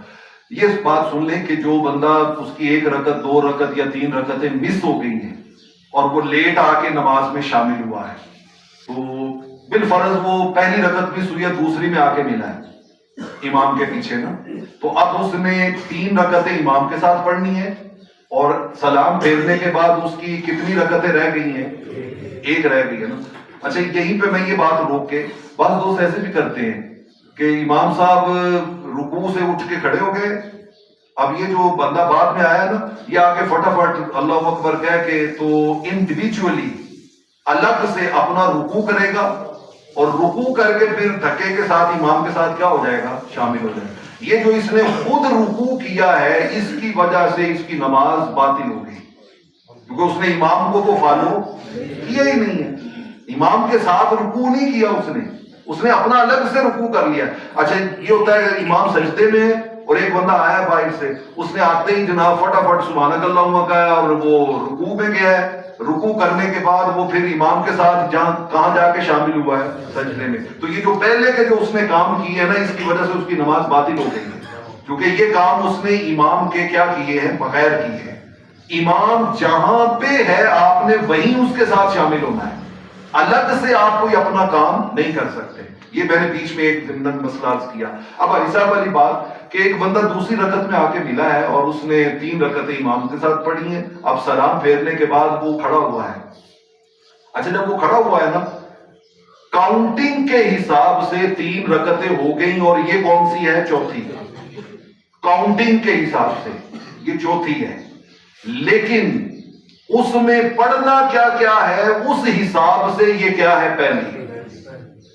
یہ میرا جملہ پھر غور سے بچے سن لیں کہ جب آپ 3 امام کے ساتھ پڑھ کے یا جتنی بھی رکعتیں ہیں جو آپ کی مس ہوئی ہیں اب آپ نے سلام پھیرنے کے بعد وہ دوبارہ پڑھنی ہے نا، تو کاؤنٹنگ کے حساب سے وہ چوتھی ہوگی، لیکن اس میں پڑھنا کیا کیا ہے وہ اس حساب سے کیا ہوگی؟ پہلی. تو پہلی میں کیا پڑھتے ہیں؟ سبحانک اللہم بھی پڑھتے ہیں، سبحانک اللہم کے بعد کیا پڑھتے ہیں؟ سورہ فاتحہ بھی پڑھتے ہیں، سورہ فاتحہ کے بعد کیا پڑھتے ہیں؟ کوئی سورت بھی ملاتے ہیں. تو وہ آپ ملائیں گے تو پھر آپ کی وہ پہلی رکعت جو ہے وہ ساتھ ایڈ ہو کے 4 ہو جائیں گی. اچھا اسی طرح میں ایک چھوٹی سی مثال دیتا ہوں. تیسری رکعت میں مغرب کی نماز ہو رہی تھی، تیسری میں وہ آگے ملا ہے، اب تیسری اس نے پڑھ لی اور سلام پھیر دیا امام نے، تو اب اس کی کتنی رکعتیں ہوئی ہیں؟ 1 ہوئی ہے نا. اب اس نے کتنی پڑھنی ہے؟ 2 پڑھنی ہے. اب کاؤنٹنگ کے اعتبار سے وہ دوسری اور تیسری بنے گی، لیکن جب وہ کھڑا ہوگا نا تو جو کھڑے ہو کے وہ امام کے سلام پھیرنے کے بعد رکعت پڑھے گا وہ کون سی ہوگی؟ پہلی. اچھا وہ پہلی جب پڑھے گا تو اب کتنی رکعتیں ہو گئی؟ 2. تو 2 کے بعد کیا کرنا ہوتا ہے؟ بیٹھنا ہوتا ہے، لہذا وہ بیٹھ کے التحیات پڑھے گا، پھر وہ کھڑا ہوگا تیسری کے لیے. اب جب وہ تیسری کے لیے کھڑا ہوا ہے تو اب وہ کاؤنٹنگ کے حساب سے تیسری ہے لیکن پڑھنے کے اعتبار سے کتنی ہے؟ دوسری. یہ بات پہلے پڑھ گئی نا آپ کے کہ وہ گننے کے اعتبار سے اس کا اور حساب ہوگا، لیکن اس میں کرنا کیا کچھ ہے وہ جو مس ہوئی تھی جو اس میں کرنا تھا وہی اس میں کرنا ہوگا. تو اب اس میں آپ نے 3 رکعتیں پڑھی اور تینوں میں آپ نے قاعدہ کیا ہے.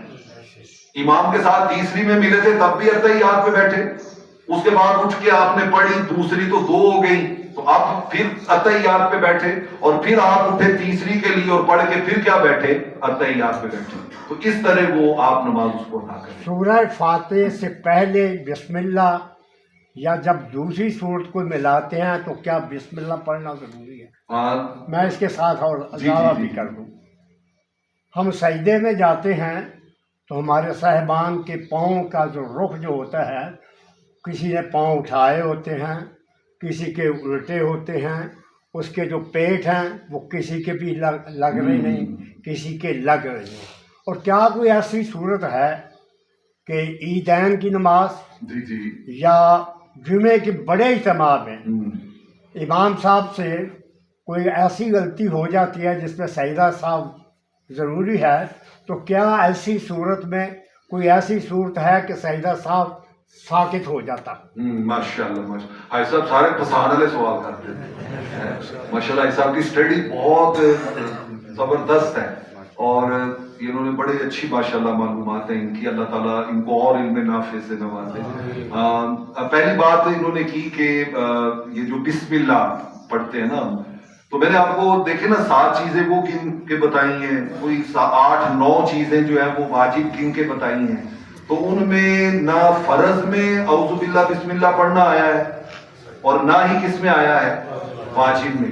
تو اس کا مطلب ہے کہ یہ نہ فرض ہے نہ کیا ہے، واجب ہے، یہ سنت ہے۔ یہ کیا ہے؟ سنت ہے۔ یہ اگر آپ جان بوجھ کے بھی چھوڑ دیں یا بھولے سے چھوٹ جائیں تو اس سے نماز میں فرق نہیں پڑتا۔ یہ نہیں کہہ سکتا کہ ہوئی ہے یا نہیں ہوئی، ہاں سنت کی آپ برکت سے کیا ہو گئے ہیں، محروم ہو گئے، بس اتنا سا ہوگا کہ سنت کی برکت سے معلوم ہو گئے ہیں۔ لیکن مسئلہ کیا ہے؟ مسئلہ یہ ہے کہ بالکل آپ نے تعوذ بھی پڑھنا ہے سبحانک اللہم کے بعد اعوذ باللہ من الشیطان الرجیم، اور ساتھ میں کیا پڑھنی ہے، بسم اللہ الرحمن الرحیم۔ اور ہر نئی سورت اگر آپ شروع کر رہے ہیں تو ہر رکعت میں آپ جب نئی سورت پڑھتے ہیں تو اس میں آپ کو بسم اللہ شریف پڑھنی چاہیے، وہ سنت ہے، اس کی برکت جو ہے وہ شامل ہو جائے گی۔ یہ تو اس بات کا جواب ہو گیا۔ دوسرا حساب نے کہا کہ کیا کوئی ایسی صورت بھی ہے جس میں سجدہ صاحب ساکت ہو جاتا ہے؟ ہاں بالکل ہے، کہ اگر آپ امام دیکھتا ہے کہ فار ایگزامپل لیٹ ہو گئی نماز عصر کی اور وہ اب اس موقع پہ چلی گئی ہے کہ اگر آپ سجدہ صاحب کریں گے تو سورج کیا ہو جائے گا، غروب ہو جائے گا، تو اس لمحے میں فقہاء نے بہت سی صورتیں لکھی ہیں، اس لمحے میں آپ دل ہی دل میں اللہ سے اپنی اس غلطی کی معافی مانگتے ہوئے سجدہ صاحب آپ سے ساکت ہو جائے گا۔ اسی طرح عیدین کا اجتماع ہے، انہوں نے خود ہی مثالیں دی، اسی کے اندر جواب بھی موجود ہے۔ عیدین کا اجتماع ہو رہا ہے یا جمعے کا اجتماع ہو رہا ہے اور اجتماع بہت بڑا ہے، بہت بڑا ہے، اور آپ دیکھتے ہیں کہ اگر میں سجدہ صاحب میں گیا تو لوگ کنفیوژن کا شکار ہوں گے، دور جو لوگ کھڑے ہوئے ہیں وہ کنفیوز ہوں گے کہ یہ کیا ہو گیا۔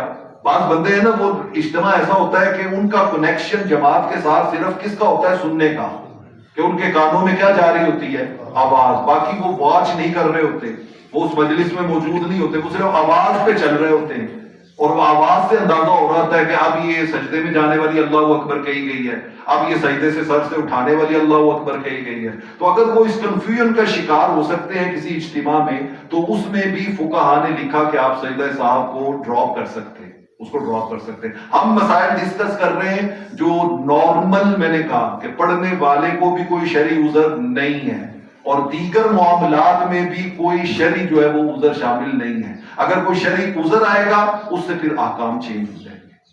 سجدے میں پاؤں کی بات کر، سجدے میں پاؤں کی بات کی، بالکل۔ دیکھیے یہ جو ہماری انگلیاں ہیں پاؤں کی ہو یا ہاتھوں کی، انہیں قبلہ کی طرف رہنا چاہیے، مطلب ان کو رکھنے میں سنت طریقہ یہ ہے کہ انہیں، اور پھر میں بتاؤں گا کہ یہ کرنا نہ فرض ہے نہ واجب ہے، یہ کیا ہے، سنت ہے۔ مطلب اگر کوئی شخص جو ہے وہ، ہمارے یہاں پرابلم یہ ہوتی ہے کہ ہم مطلب ہماری بات ہی یہیں سے شروع ہوتی ہے، تو نے یہ غلطی کی ہے تیری نماز کوئی نہیں ہوئی، تو نے یہ غلطی کی ہے تیری نماز کوئی نہیں، ایسا نہیں ہے۔ انگلیوں کا قبلہ کی سمت رہنا یہ سنت ہے رحمت کونین صلی اللہ علیہ وسلم کی۔ تو آپ جب اتحیات پہ بیٹھے اور اپنے رانوں پہ ہاتھ رکھیں تو آپ کی انگلیاں کس طرف رہنی چاہیے، قبلہ کی طرف۔ آپ جو ہے وہ سجدے میں جاتے ہیں اور زمین پر ہاتھ رکھتے ہیں تو آپ کی انگلیاں کدھر رہنی چاہیے، قبلہ کی طرف۔ آپ کے پاؤں جو ہیں ان کی انگلیاں کس طرف رہنی چاہیے۔ بعض دوست اس طرح پاؤں کو ٹیڑھا کر کے کھڑے ہوتے ہیں تو وہ اب رائٹ اور لیفٹ کو انگلیاں ہو جاتی ہیں، وہ سیدھی قبلہ کی طرف نہیں ہوتی۔ میں پھر کہوں گا یہ نارمل، ایک بندے کے پاؤں میں پرابلم ہے یا اس کے کھڑے ہونے کے جیسٹر میں اس کا پرابلم ہے، بناوٹ ہی ایسی ہے، ڈیفالٹ ہوتا ہے نا وہ بلٹ ان فالٹ، پیدائشی کوئی نقص ایسا ہے کہ وہ انگلیاں سیدھی کر کے کھڑا ہوتا ہے تو وہ شدید تکلیف کا شکار ہوتا ہے۔ اور اس کی توجہ پھر ادھر ہی رہتی ہے، اس کے پاؤں میں تکلیف ہو رہی ہے، اور اگر وہ تھوڑی سی ٹیڑھی کر کے کھڑا ہوتا ہے تو وہ کس میں ہوتا ہے؟ سکون میں ہوتا ہے. تو وہ ایک الگ چیز ہے، وہ عذر کے اندر آ جائے گا. نارمل طریقے سے آپ انگلیاں سیدھی کر کے کھڑے ہو سکتے ہیں تو سنت طریقہ یہی ہے کہ آپ کی انگلیاں کیا رہنی چاہیے؟ سیدھی رہنی چاہیے. دوسرا، آپ سجدے میں جاتے ہیں اور یہ بات ہم بہت زیادہ اس کو اگنور کرتے ہیں کہ ہم سجدے میں بعض دوست جو ہے وہ پاؤں زمین سے اٹھا لیتے ہیں، بعض جو ہے وہ ان کی انگلیوں کی یہ بیک سائڈ، پاؤں کی انگلیوں کی بیک سائڈ زمین کو ٹچ کر رہی ہوتی ہے. یہ نیچے والی جو اس کو پیٹ کہتے ہیں، انگلیوں کا پیٹ، تو ہماری جو پاؤں کی انگلیوں کا نیچے والا حصہ ہے نا وہ زمین کو ٹچ نہیں کر رہا ہوتا. تو اس معاملے میں بھی ہمیں احتیاط کرنی چاہیے. سجدے میں فقہا نے جو بات لکھی، ہر پاؤں کی ایک انگلی کے پیٹ کا، ایک انگلی کے وہ انگوٹھے کا پیٹ ہو، پیٹ یہی ہوگا نا، مطلب آپ اپنے پاؤں کی طرف دیکھیں تو جہاں ناخن ہوتا ہے وہ اوپر والی سائڈ ہے، اور جو نیچے والا حصہ ہوتا ہے وہ انگلی کا کیا ہوتا ہے؟ پیٹ. وہ چاہے انگوٹھے کا ہو، چاہے وہ آپ کی کسی ایک انگلی کا ہو، ساتھ والی انگلی کا ہو، اس سے ساتھ والی کا ہو، ایک انگلی کا پیٹ زمین کے ساتھ لگا رہنا ضروری ہے. یہ ضروری ہے. اگر آپ پاؤں پورے سجدے میں آپ نے زمین کو ٹچ ہی نہیں کیے تو آپ کا سجدہ کوئی نہیں ہوا، آپ کا سجدہ کوئی نہیں ہوا. تو ایک انگلی کے پیٹ کا زمین کو لگا رہنا یہ ضروری ہے. 3 انگلیوں کے پیٹ کا لگا رہنا یہ اس سے کم درجے میں ضروری ہے، اور 5 انگلیوں کے پیٹ کا لگا رہنا یہ سنت ہے. یہ سنت ہے. لہذا کوشش کریں کہ جب آپ سجدے میں جائیں تو آپ کی انگلیوں کے ناخن زمین کو نہ لگے ہوں پاؤں کی، بلکہ آپ کی انگلیوں کے کیا لگنے چاہیے؟ پیٹ لگنے چاہیے. اور جوان بچے تو ان کی 5 انگلیوں کے پیٹ زمین کو لگنے چاہیے. تو یہ ہے اس کے اندر سجدے میں پاؤں کے ساتھ. تکبیر اولا بھی فرض ہے، ذرا ایسا ادھر جی. تکبیر اولا بھی فرض ہے، قیام بھی فرض ہے. جی جی. اگر کوئی آدمی مسجد میں آیا، جماعت میں امام صاحب رکوع میں جا چکے ہیں، تو اس آدمی کو کیا کرنا چاہیے؟ وہ اپنی تکبیر اولا کہہ کر کچھ دیر قیام کر کے پھر رکوع کے لیے جائے، یا کیا صورت ہے؟ ماشاءاللہ، بہت اچھے، بہت اچھے. بھائی نے کہا ہے کہ ایک بندہ جو ہے وہ آیا ہے مسجد میں، امام صاحب رکوع میں ہے، تو اب تکبیر بھی فرض ہے اور قیام بھی کیا ہے؟ فرض ہے. تو اب وہ کیا کرے؟ وہ روٹین میں نارمل طریقے سے تکبیر کہے، اور اس کے بعد وہ اتنی دیر قیام کرے جتنی دیر میں 3 بار سبحان اللہ سبحان اللہ سبحان اللہ کہا جا سکتا ہے. اتنی دیر وہ اگر وہ قیام کرتا ہے. اور بعض نے کہا کہ 1 بار سبحان اللہ کہنے کے دوران اتنا سب وہ قیام کر کے رکوع میں اگر شامل ہو گیا ہے تو اس کو رکعت مل گئی ہے. اور اگر یہ پروسیس کرتے ہوئے امام رکوع سے اٹھ پڑا ہے تو وہ وہیں سے امام کے ساتھ شامل ہو جائے، وہ اس رکعت کو سلام پھیرنے کے بعد دوبارہ پڑھ لے. یعنی اس کی تکبیر بھی ہو گئی اور اس کا قیام بھی ہو گیا، اور پھر وہ رکوع میں چلا گیا تو رکعت مل گئی. اور اگر اس دوران یہ کرنے میں مطلب اس میں آپ جلدی نہ کریں کہ آپ کا قیام مس ہو جائے. تو میں نے شروع میں بات کی تھی کہ آپ آئے اور اللہ اکبر کہا اور ڈائریکٹ سیدھا رکوع میں چلے گئے تو آپ نے قیام کو مس کیا، تو آپ کی نماز کوئی نہیں ہوئی. لہذا آپ سکون سے تھوڑا سا قیام کریں. مطلب میں آتا ہوں نا تو میری کوشش ہوتی ہے کہ میں اگر اس طرح کا معاملہ ہو جائے، میں لیٹ ہو گیا ہوں، تو میں تکبیر تحریمہ آرام سے کہوں، اور اس کے بعد سبحانک اللہم و بحمدک اتنا سا پڑھ لوں. میرا معمول یہ ہے سبحانک اللہم و بحمدک اتنا پڑھ لوں نا، تو اس میں وہ قیام کا فرض بھی کیا ہو گیا؟ ادا ہو گیا. اور پھر آپ رکوع میں اگر امام تھا تو شامل ہو جائیں، اور اگر وہ اٹھ کھڑا ہوا ہے تو سمجھے رکعت نہیں ملی، اور وہ آپ سلام پھیرنے کے بعد پھر اس کو پڑھ لیں. جی اگر انسان کا رکوع مس ہو گیا، جی. امام رکوع مکمل کر رہا ہے اور سجدہ میں چلا گیا، ہم ویٹ کریں یا سجدہ پورا کریں ساتھ ہو جائے؟ بہت اچھا کوشچن کیا ہے، اور یہ سارے دوست یہ غلطی کرتے ہیں.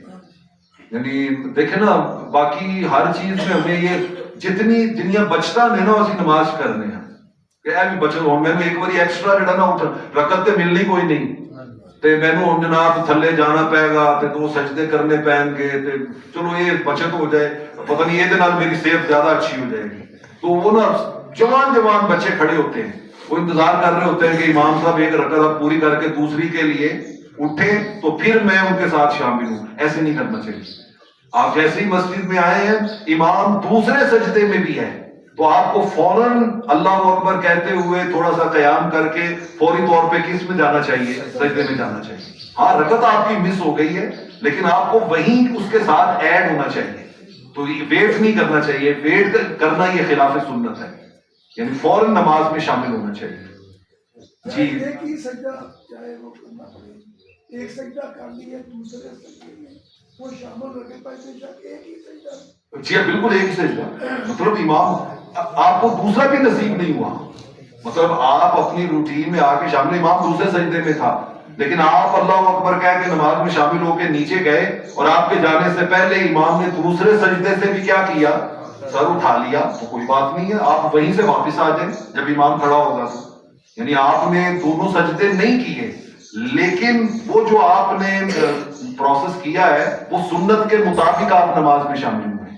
وہ آپ نہ اس میں خلاف سنت نہیں ہوئے کہ آپ نے کہا کہ نہیں اب امام کھڑا ہوگا تو میں نیو رکعت سے اس کے ساتھ جو ہے وہ شامل ہوگا. ایسا نہیں ہے. آپ کو چاہے ایک سجدہ ملے، چاہے دو سجدے ملے، چاہے ایک نہ ملے دوسرا نہ ملے، لیکن جہاں امام ہے آتے ہی فوراً اس کے ساتھ نماز میں شامل ہونا چاہیے.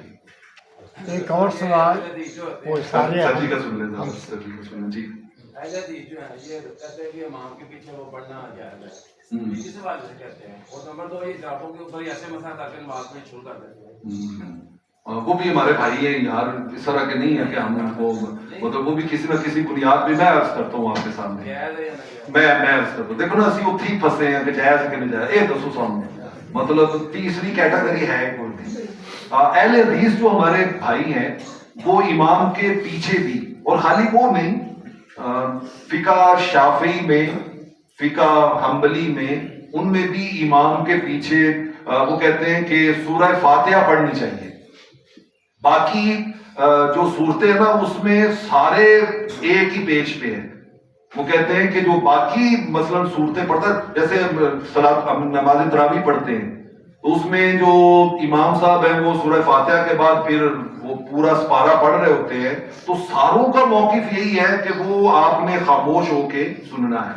یہ جو اختلاف ہے یہ صرف سورہ فاتحہ کے بارے میں، صرف سورہ فاتحہ کے بارے میں، کہ بعض کہتے ہیں امام کے پیچھے نہیں پڑھنی، جیسے ہمارا موقف ہے کہ امام کے پیچھے آپ نے نہ فاتحہ پڑھنی ہے نہ کوئی اور سورت پڑھنی ہے. اور بعض احباب کا موقف یہ ہے کہ امام کے پیچھے آپ نے اور سورت تو کوئی نہیں پڑھنی لیکن سورہ فاتحہ پڑھنی ہے. ان کی دلیل یہ ہے، وہ کہتے ہیں حضور علیہ الصلوۃ والسلام نے فرمایا کہ کوئی بھی نماز فاتحہ کے بغیر نہیں ہوتی. لا صلاۃ الا بفاتحۃ الکتاب، سورہ فاتحہ کے بغیر نماز ہوتی کوئی نہیں ہے. تو وہ کہتے ہیں اس لیے یہ پڑھنی چاہیے. ہم کہتے ہیں کہ وہ جب حضور کا یہ فرمان موجود ہے کہ امام کا پڑھنا ہی کس کا پڑھنا ہے؟ مقتدی کا پڑھنا ہے. تو کیا فاتحہ کے بغیر ہوئی ہے یا فاتحہ کے ساتھ ہوئی ہے؟ فاتحہ کے ساتھ ہوئی ہے نا، فاتحہ کے ساتھ ہوئی ہے. امام نے جو سورہ فاتحہ پڑھی ہے حقیقت میں وہی سورہ فاتحہ کس کی سمجھی گئی ہے؟ ساروں کی، سارے مقتدیوں کی. تو ہم اس دلیل کی بنیاد پہ کہتے ہیں کہ امام کے پیچھے آپ نے نہ سورہ فاتحہ پڑھنی ہے نہ کوئی اور سورت پڑھنی ہے. وہ کہتے ہیں کہ چونکہ وہ حدیث میں آیا کہ فاتحہ کے بعد نماز ہوتی کوئی نہیں، لہذا اس لیے سورہ فاتحہ وہ پڑھتے ہیں. اور اسی طرح وہ جرابوں پہ جو مسح کرنے کا معاملہ ہے وہ بھی مختلف ہی ہے. وہ استدلال کرتے ہیں کہ وہ حدیث میں آیا ہے کہ اس طرح، لیکن ہمارے فقہاء نے وہ ساری روایتیں اکٹھی کر کے انہوں نے کہا کہ ہاں وہ جراب اتنی سخت ہو اور اتنی وہ موٹی ہو اور اس انداز کی ہو کہ اس کے اوپر اگر پانی آپ ہاتھ گیلا کر کے لگائیں تو وہ پانی اس کے اندر جذب ہو کے آپ کی جلد تک نہ پہنچے، تو پھر آپ اس کے اوپر جو ہے وہ مسح کر سکتے ہیں. وہ جیسے موضوع پہ مسح کیا جاتا ہے، لیکن اس کی پھر ڈیٹیل ہے کہ وہ نارمل مقیم آدمی کتنی دیر کے لیے وہ مسح کر سکتا ہے. اور ایک بندہ اس میں صرف جرابیں پہنی ہے، صرف جرابیں پہنی ہے، اور جب جرابیں پہنی تو اس وقت اس کا وضو نہیں تھا، یا اس نے موزے پہنے ہیں چمڑے کے لیکن جب پہننے ہیں تو تب اس کا وضو نہیں تھا. اب وہ ان پہ مسح نہیں کر سکتا کیونکہ اس نے پاکی کی حالت میں وہ نہیں پہنے تھے، ناپاکی کی حالت میں وضو تھا تب پہنے تھے.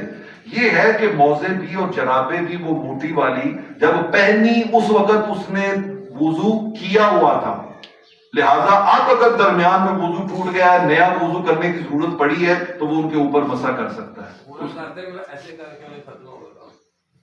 انما الاعمال بالنیات. جی قیام دے وچ دونے ہاتھ کھول دینا, یہ دا کی قیام کی حالت میں یہ ہمارے ہاں احناف میں, شوافے میں اور فقہ حنبلی میں, جو ہمارے 4 بڑے اسکول آف تھاٹ ہے نا, اس میں سے 3 میں.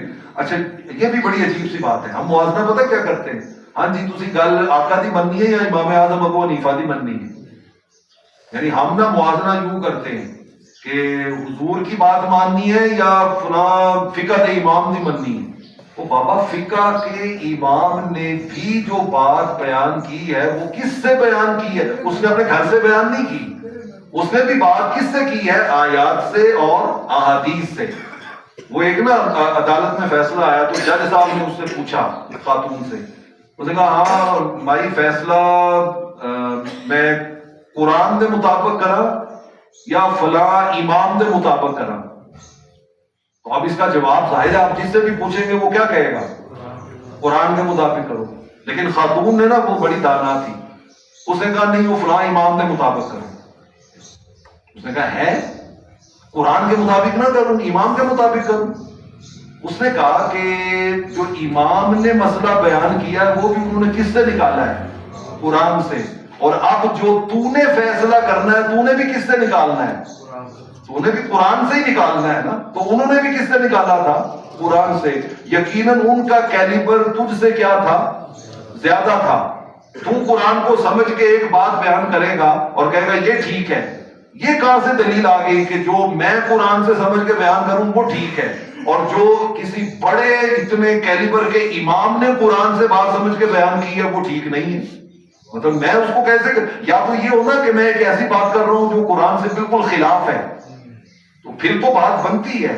جب دونوں نے مسئلہ قرآن سے بیان کیا تو مائی نے کہا, اس نے کہا کہ تو نے جو فیصلہ کرنا ہے موازنہ قرآن اور امام کا نہ کر, موازنہ اپنا اور امام کا کر. موازنہ قرآن اور امام کا نہ کر, موازنہ اپنا اور امام کا کر.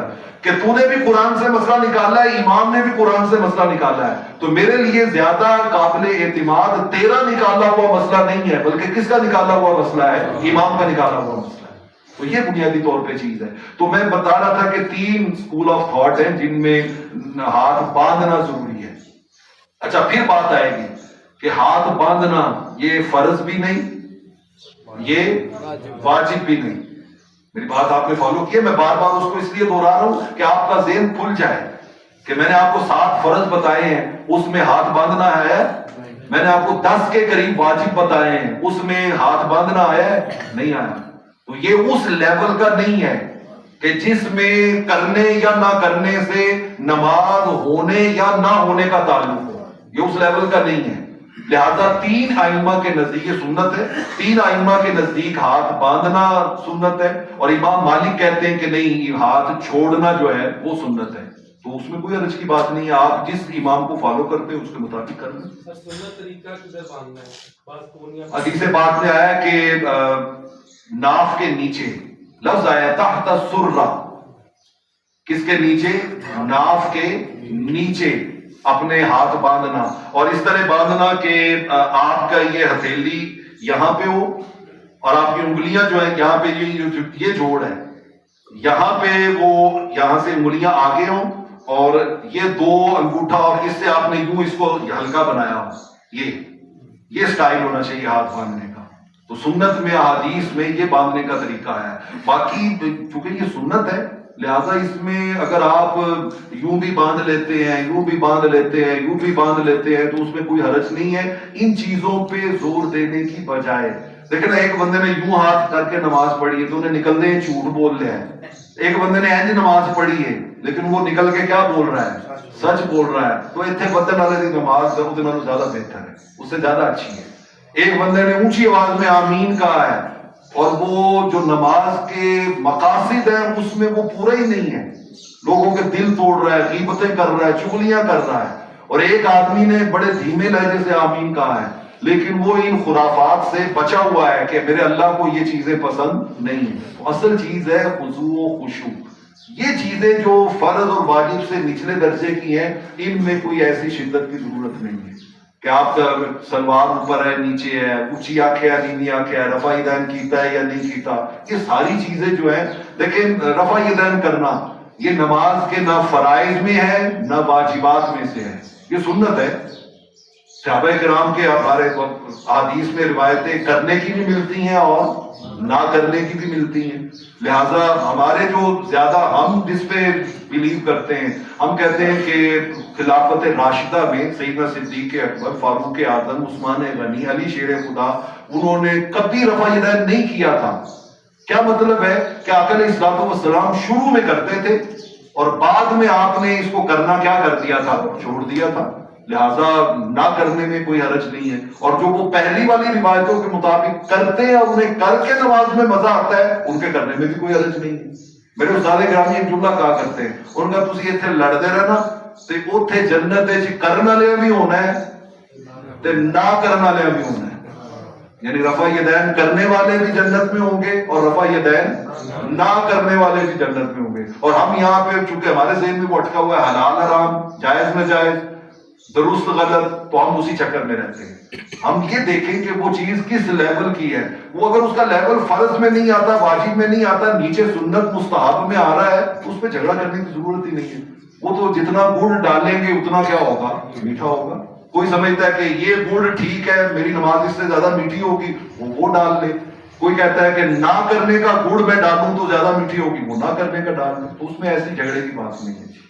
اکثر بچے نا اکثر نماز میں شروع کرتے ہیں تو تھوڑا ان کو کڑاکے نکالنے یہ یاد آ جاتے ہیں. یہ مکروہ ہے, یہ مکروہ ہے نماز میں انگلیوں کے پٹاخے نکالنا.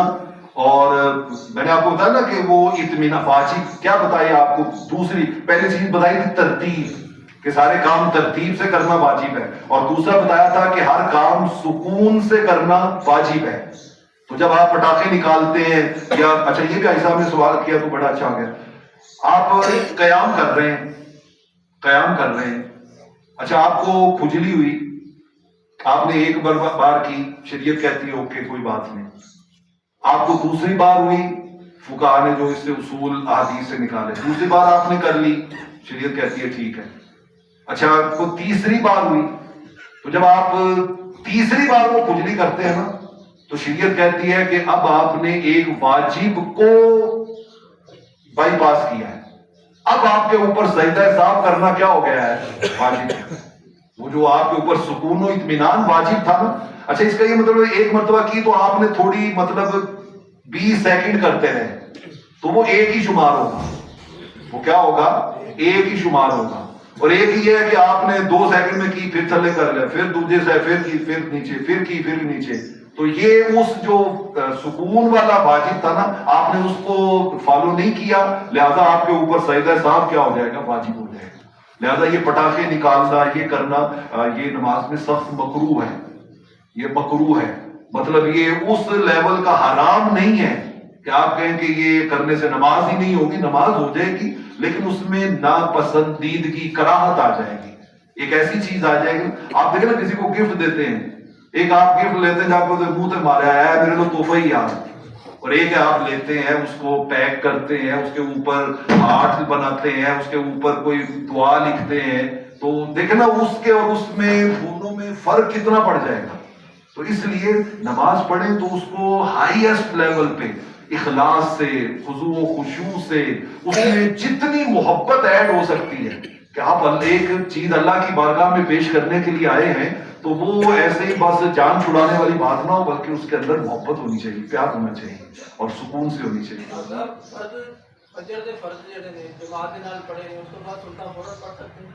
ہاں بھائی جان نے سوال کیا کہ فجر کی 2 سنتیں اگر رہ گئی ہیں اور مسجد میں آپ آئے ہیں تو نماز کھڑی ہو چکی ہے, تو کیا وہ سنتیں پہلے پڑھیں گے اور پھر فرضوں میں شامل ہوں گے یا وہ بعد میں؟ اس کی نا احادیث کے اندر بڑی ڈیٹیل موجود ہے. میں آپ کو سمپلی اس کا خلاصہ عرض کرتا ہوں. حضور علیہ الصلوۃ والسلام کی ایک حدیث پاک میں ہے کہ فجر کے بعد کوئی نفل نماز نہیں پڑھ سکتے, فجر کے بعد کوئی نماز نہیں پڑھ سکتے، ویٹ کریں یہاں تک کہ سورج کیا ہو جائے، طلوع ہو جائے. یہ ایک حدیث ہے. اچھا دوسری حدیث ہے، حضور نے فرمایا فجر کی 2 رکعتیں وہ ان کے اجر کا عالم یہ ہے کہ وہ دنیا و ما فیہا سے کیا ہے، بہتر ہے. اس کا مطلب ہے کہ سنتیں ضرور پڑھنی ہیں، سنتیں ضرور پڑھنی ہیں. اب یہ 2 حدیثیں ہو گئی. اچھا تیسری حدیث ہے کہ فجر کی نماز ہو گئی تھی تو حضور نے دیکھا ایک آدمی پڑھ رہا ہے، تو آپ نے کہا کیا کر رہے ہیں؟ انہوں نے کہا جی میری فجر کی سنتا رہ گیا، میں وہ پڑھ رہا تھا. آقا نے خاموشی اختیار فرمائی. اب یہ 3 حدیثیں ہیں. اب ان تینوں سے ہم نے مسئلہ نکالنا ہے. کچھ دوستوں نے مسئلہ نکالا، انہوں نے کہا کہ آپ فجر کی نماز کے لیے آئے اور اگر فرض کھڑے ہو گئے ہیں نا تو آپ سنتوں میں شامل نہ ہو، فوراً کس میں شامل ہو، فرضوں میں، اور فرض پڑھنے کے بعد آپ فوراً اپنی کیا پڑھ لیں، 2 سنتیں پڑھ لیں. یہ انہوں نے اس سے مسئلہ نکالا. اور یہ بھی ایسا مسئلہ ہے جس کو ہم غلط یا درست والے کیٹیگری میں نہیں رکھیں گے، یا اس کو حلال اور حرام میں نہیں رکھیں گے، جائز اور ناجائز میں نہیں رکھیں گے. وہ ٹھیک ہے، وہ اس پہ عمل کر لیں. ہمارے جو ائمہ نے احادیث سے استدلال کیا نا، انہوں نے کہا کہ کوئی ایسا راستہ نکالیں کہ جس راستے میں زیادہ حدیثوں پہ عمل ہو جائے. جو حضور کے فرامین ہیں نا ان میں زیادہ حدیثوں پر کیا ہو جائے، عمل ہو جائے. اور ان کا اب وہ سنتیں پڑھنی بھی ہیں، وہ بھی چھوڑنی نہیں ہے. دوسرا حضور کی حدیث ہے کہ فجر کے بعد کوئی نماز نہ پڑھو یہاں تک کہ سورج کیا ہو جائے. اس پہ بھی عمل کرنا ہے، اس پہ بھی عمل کرنا ہے. اب انہوں نے اس کا طریقہ یہ بیان کیا، انہوں نے کہا کہ اگر آپ آئے ہیں اور آپ محسوس کرتے ہیں کہ یار میں تیزی سے 2 سنتیں پڑھ کے امام کے ساتھ شامل ہو سکتا ہوں، تو وہ ایک کونے میں جا کے کہیں سائیڈ پہ جا کے جس سے وہ جماعت ڈسٹرب نہ ہو. ہم تو اسی جگہ پہ شروع کر دیتے ہیں نا، یا گھر میں پڑھ کے آئے اور بہتر ہے گھر میں سنتیں پڑھ کے آئے، یا پھر کسی کونے میں جا کے 2 رکعتیں سنت کی وہ مختصر کر کے پڑھے اور آ کے فرضوں میں شامل ہو جائے. اور ایک بندہ سوچتا ہے کہ نہیں میں جو سنتاں نے معاملے چ پیا تے ادھروں نماز ختم ہو جائے گی، میری نماز امام کے ساتھ مجھے نہیں ملے گی، تو وہ سنتیں ڈراپ کر دے اور آ کے امام کے ساتھ فرضوں میں شامل ہو ڈائریکٹ. اب اس کے بعد فقہاء نے کہا چونکہ دوسری حدیث ہے حضور کی کہ فجر کے بعد سورج طلوع ہونے تک کوئی نماز نہیں پڑھنی، لہذا وہ کہتے ہیں کہ پھر ویٹ کرو اور جب سورج طلوع ہو جائے تو پھر کیا کرو، 2 سنتیں ادا کر لو. تو دونوں طریقے موجود ہیں.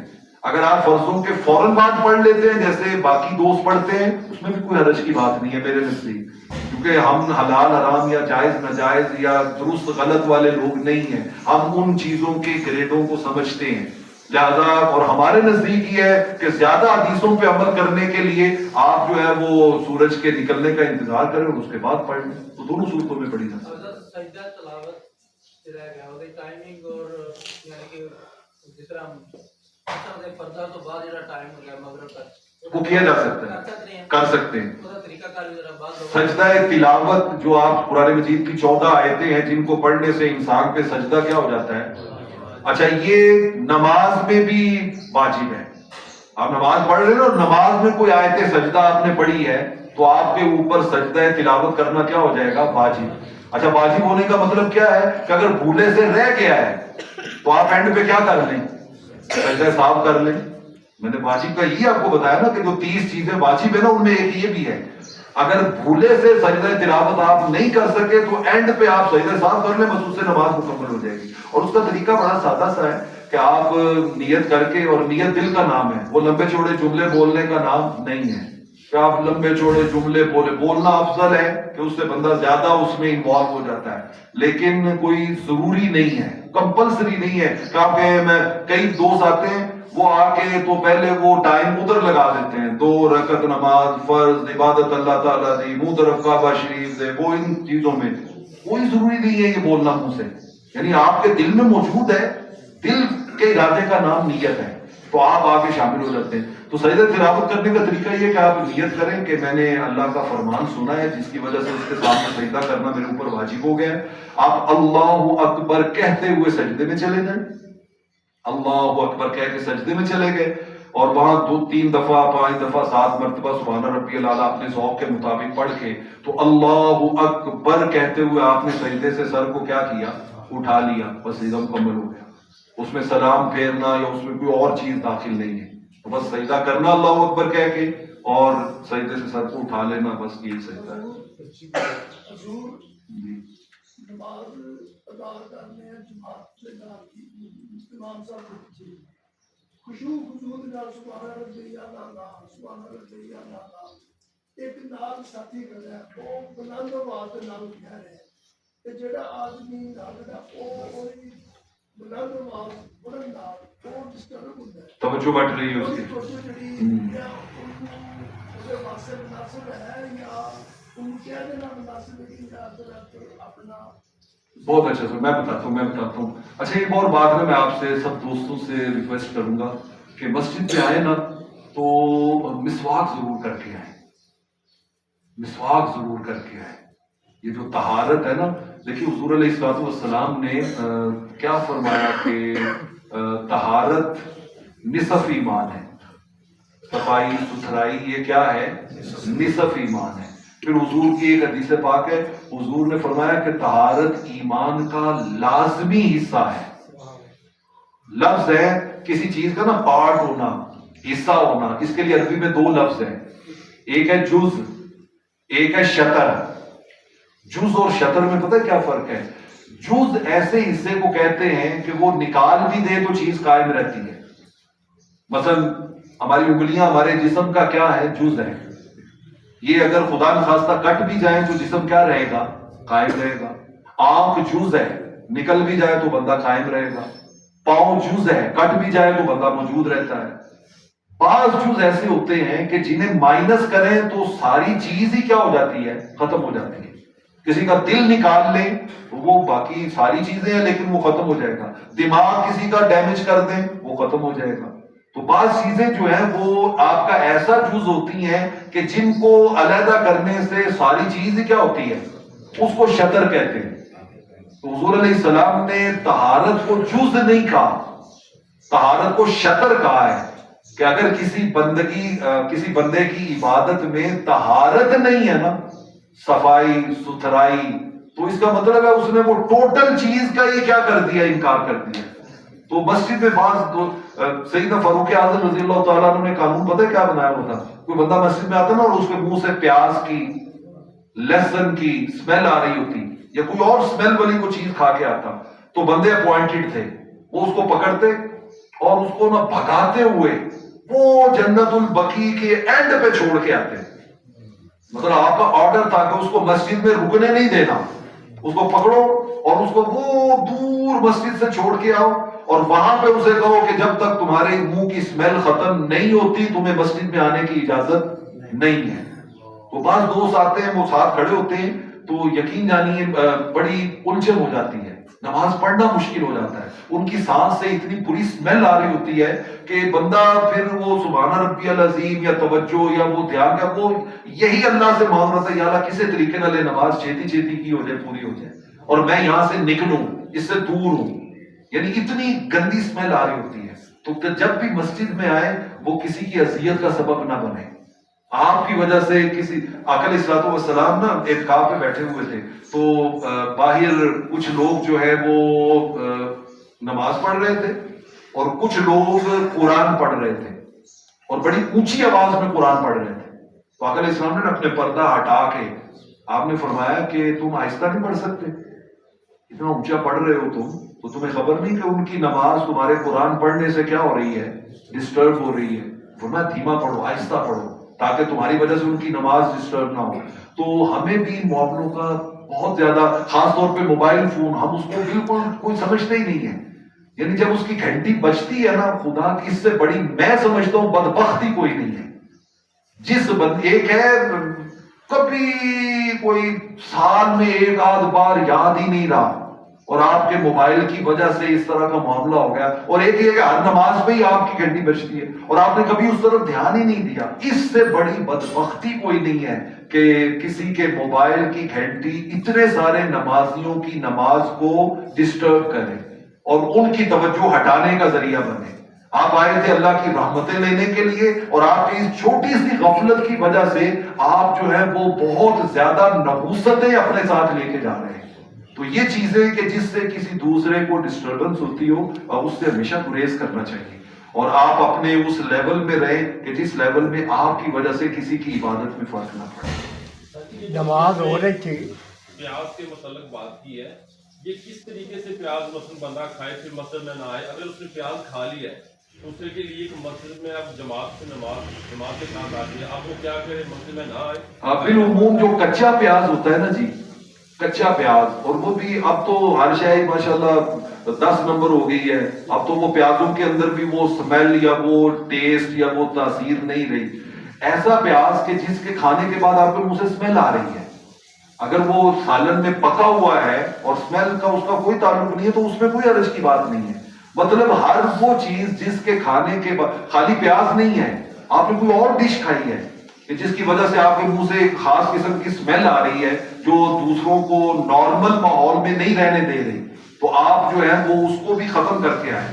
آپ مسواک کریں, اچھے طریقے سے اس کو صاف کریں, اور آپ فیل کریں کہ نہیں آپ یار میرے سانسوں میں بدبو نہیں ہے, کوئی سمیل ایسی نہیں جو دوسرے کو ڈسٹرب کرے, تو آپ اس مطلب وہ سمیل نہیں آنی چاہیے, سمیل نہیں آنی چاہیے, وہ ختم کر کے آپ مسجد میں آ کے. ایک میرا سوال ہے کہ پیچھے نہ رہ جائے, ایک شخص ہے اس کو بھولنے کی عادت, جب بھی وہ نماز پڑھتا ہے اس سے کوئی نہ کوئی غلطی ہو جائے, یہاں تک کہ وہ جب آخری حالت میں آتا ہے اس کو پتا ہوتا ہے مجھ سے غلطی کہ میں نے سجدہ صحیح کرنا ہے, لیکن یاد ہونے کے باوجود وہ دونوں طرف سلام پھر اس کو سجدہ صحیح کرنا یاد ہی نہیں کرتا. وہ جب تک کوئی ایسا عمل جو نماز کے منافی نہیں ہے, کہ اس نے سلام تو پھیر دیا ہے لیکن اس نے کسی سے بات چیت نہیں کی, وہ وہاں سے اٹھ کے اس نے اس کا سینہ قبلہ سے پھرا نہیں ہے, یا اس کا وضو نہیں ٹوٹا, یعنی وہ ایسا عمل جو نماز کے وہ نہیں کیا, وہاں پہ وہ آدھا گھنٹہ بھی بیٹھا ہوا ہے نا, اور آدھے گھنٹے کے بعد اس کو خیال آیا کہ یار میرے کو مسٹیکس ہوئی ہیں, سنت میں سجدہ صاحب کیتا سی نہیں کیتا,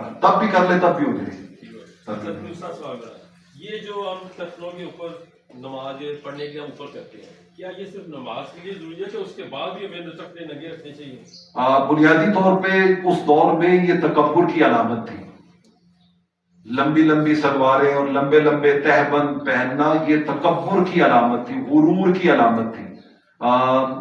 مقصود ٹخنے چھپانا نہیں ہے, اگر ٹخنے چھپانا مقصود ہوتا تو پھر جرابیں پہننے کی بھی اجازت نہیں ہونی چاہیے تھی, موزے پہننے کی بھی اجازت نہیں ہونی چاہیے تھی. ٹخنے چھپانے یا ظاہر کرنے کا معاملہ نہیں ہے, معاملہ تھا اس زمانے میں تکبر اور غرور کا. تو آقا علیہ الصلوۃ والسلام نے ہر اس چیز کو ٹارگٹ کیا جو آپ کے اندر کیا پیدا کرتی تھی, تکبر. تو چونکہ اس دور میں یہ تکبر کی بہت بڑی علامت تھی, تو آقا علیہ الصلوۃ بڑے بڑے جو دولت والے تھے وہ لمبی لمبی تہمت, لمبی لمبی سلواریں پہن کے لوگوں کے سامنے تکبر کا اظہار کرتے تھے. تو آقا علیہ الصلوۃ والسلام نے اس پر سختی اس لیے فرمائی. تو ہر وقت ٹخنوں کا جو ہے وہ اس سے خالی رہنا جو ہے, اس کا ظاہر آتے ہوں, سلوار جو ہے وہ بہت نیچے نہ ہو, ٹخنوں سے اوپر ہو, یہ ہر وقت یہ حضور علیہ الصلوۃ والسلام کی سنت ہے.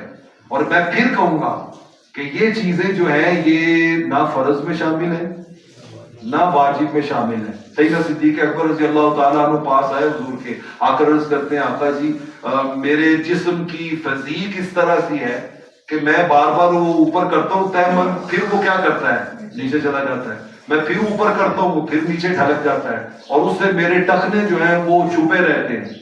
تو آقا علیہ السلام نے فرمایا صدیق یہ حکم تیرے لیے نہیں ہے, یہ حکم تیرے لیے نہیں ہے. کیا مطلب کہ تو یہ کام جو ہے وہ تکبر کی وجہ سے نہیں کرتا, غرور کی وجہ سے نہیں کرتا, یہ مجبوری کی وجہ سے ہے, لہذا اس میں کوئی وہ ان چیزوں میں نہیں شامل کہ جس کے اوپر آپ شدت اختیار کر لیں کہ نہیں ایسے ہی کرنا چاہیے. ایک سوال ہو گیا, یہ جو مونچھیں ہیں اس کے متعلق آسم کا کیا حکم ہے, یہ کس حد تک ہونی چاہیے؟ بعض لوگ کیا کہتے ہیں کہ مونچھیں اتنی بڑی ہوتی ہے کہ منہ کے اندر داخل ہو رہی ہے, وہ مکروہ ہے, وہ مکروہ ہے. اگر ان سے کہا جائے کہ کوئی بات نہیں یہ جائز ہے, وہ ایسے نہیں, آقا علیہ الصلوۃ والسلام کا واضح حکم ہے داڑھی بڑھاؤ اور مونچھیں پست رکھو, مونچھیں پست رکھو آپ کی مونچھیں. اور یہ تو میڈیکلی بھی مطلب آپ کسی ڈاکٹر سے پوچھ لیں تو وہ بھی کہے گا کہ بڑی مونچھیں اور بال آپ کے منہ میں جا رہے ہیں تو وہ آپ کی صحت کے لیے بھی بہت زیادہ نقصان دہ ہے.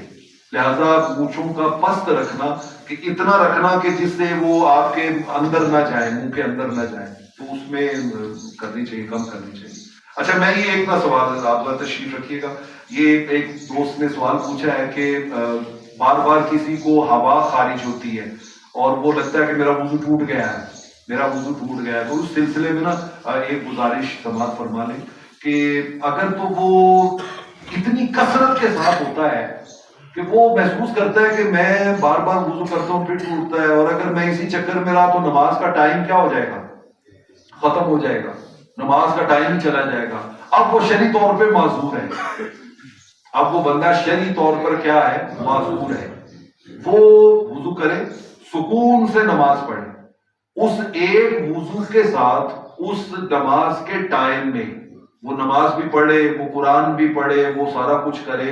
وہ چاہے اس دوران اب 100 بار بھی اس کو فیل ہو رہا ہے نا کہ میرا وضو ٹوٹ گیا ہے، تو وہ نہیں ٹوٹا، اس کا وضو قائم ہے، شریعت کہتی ہے.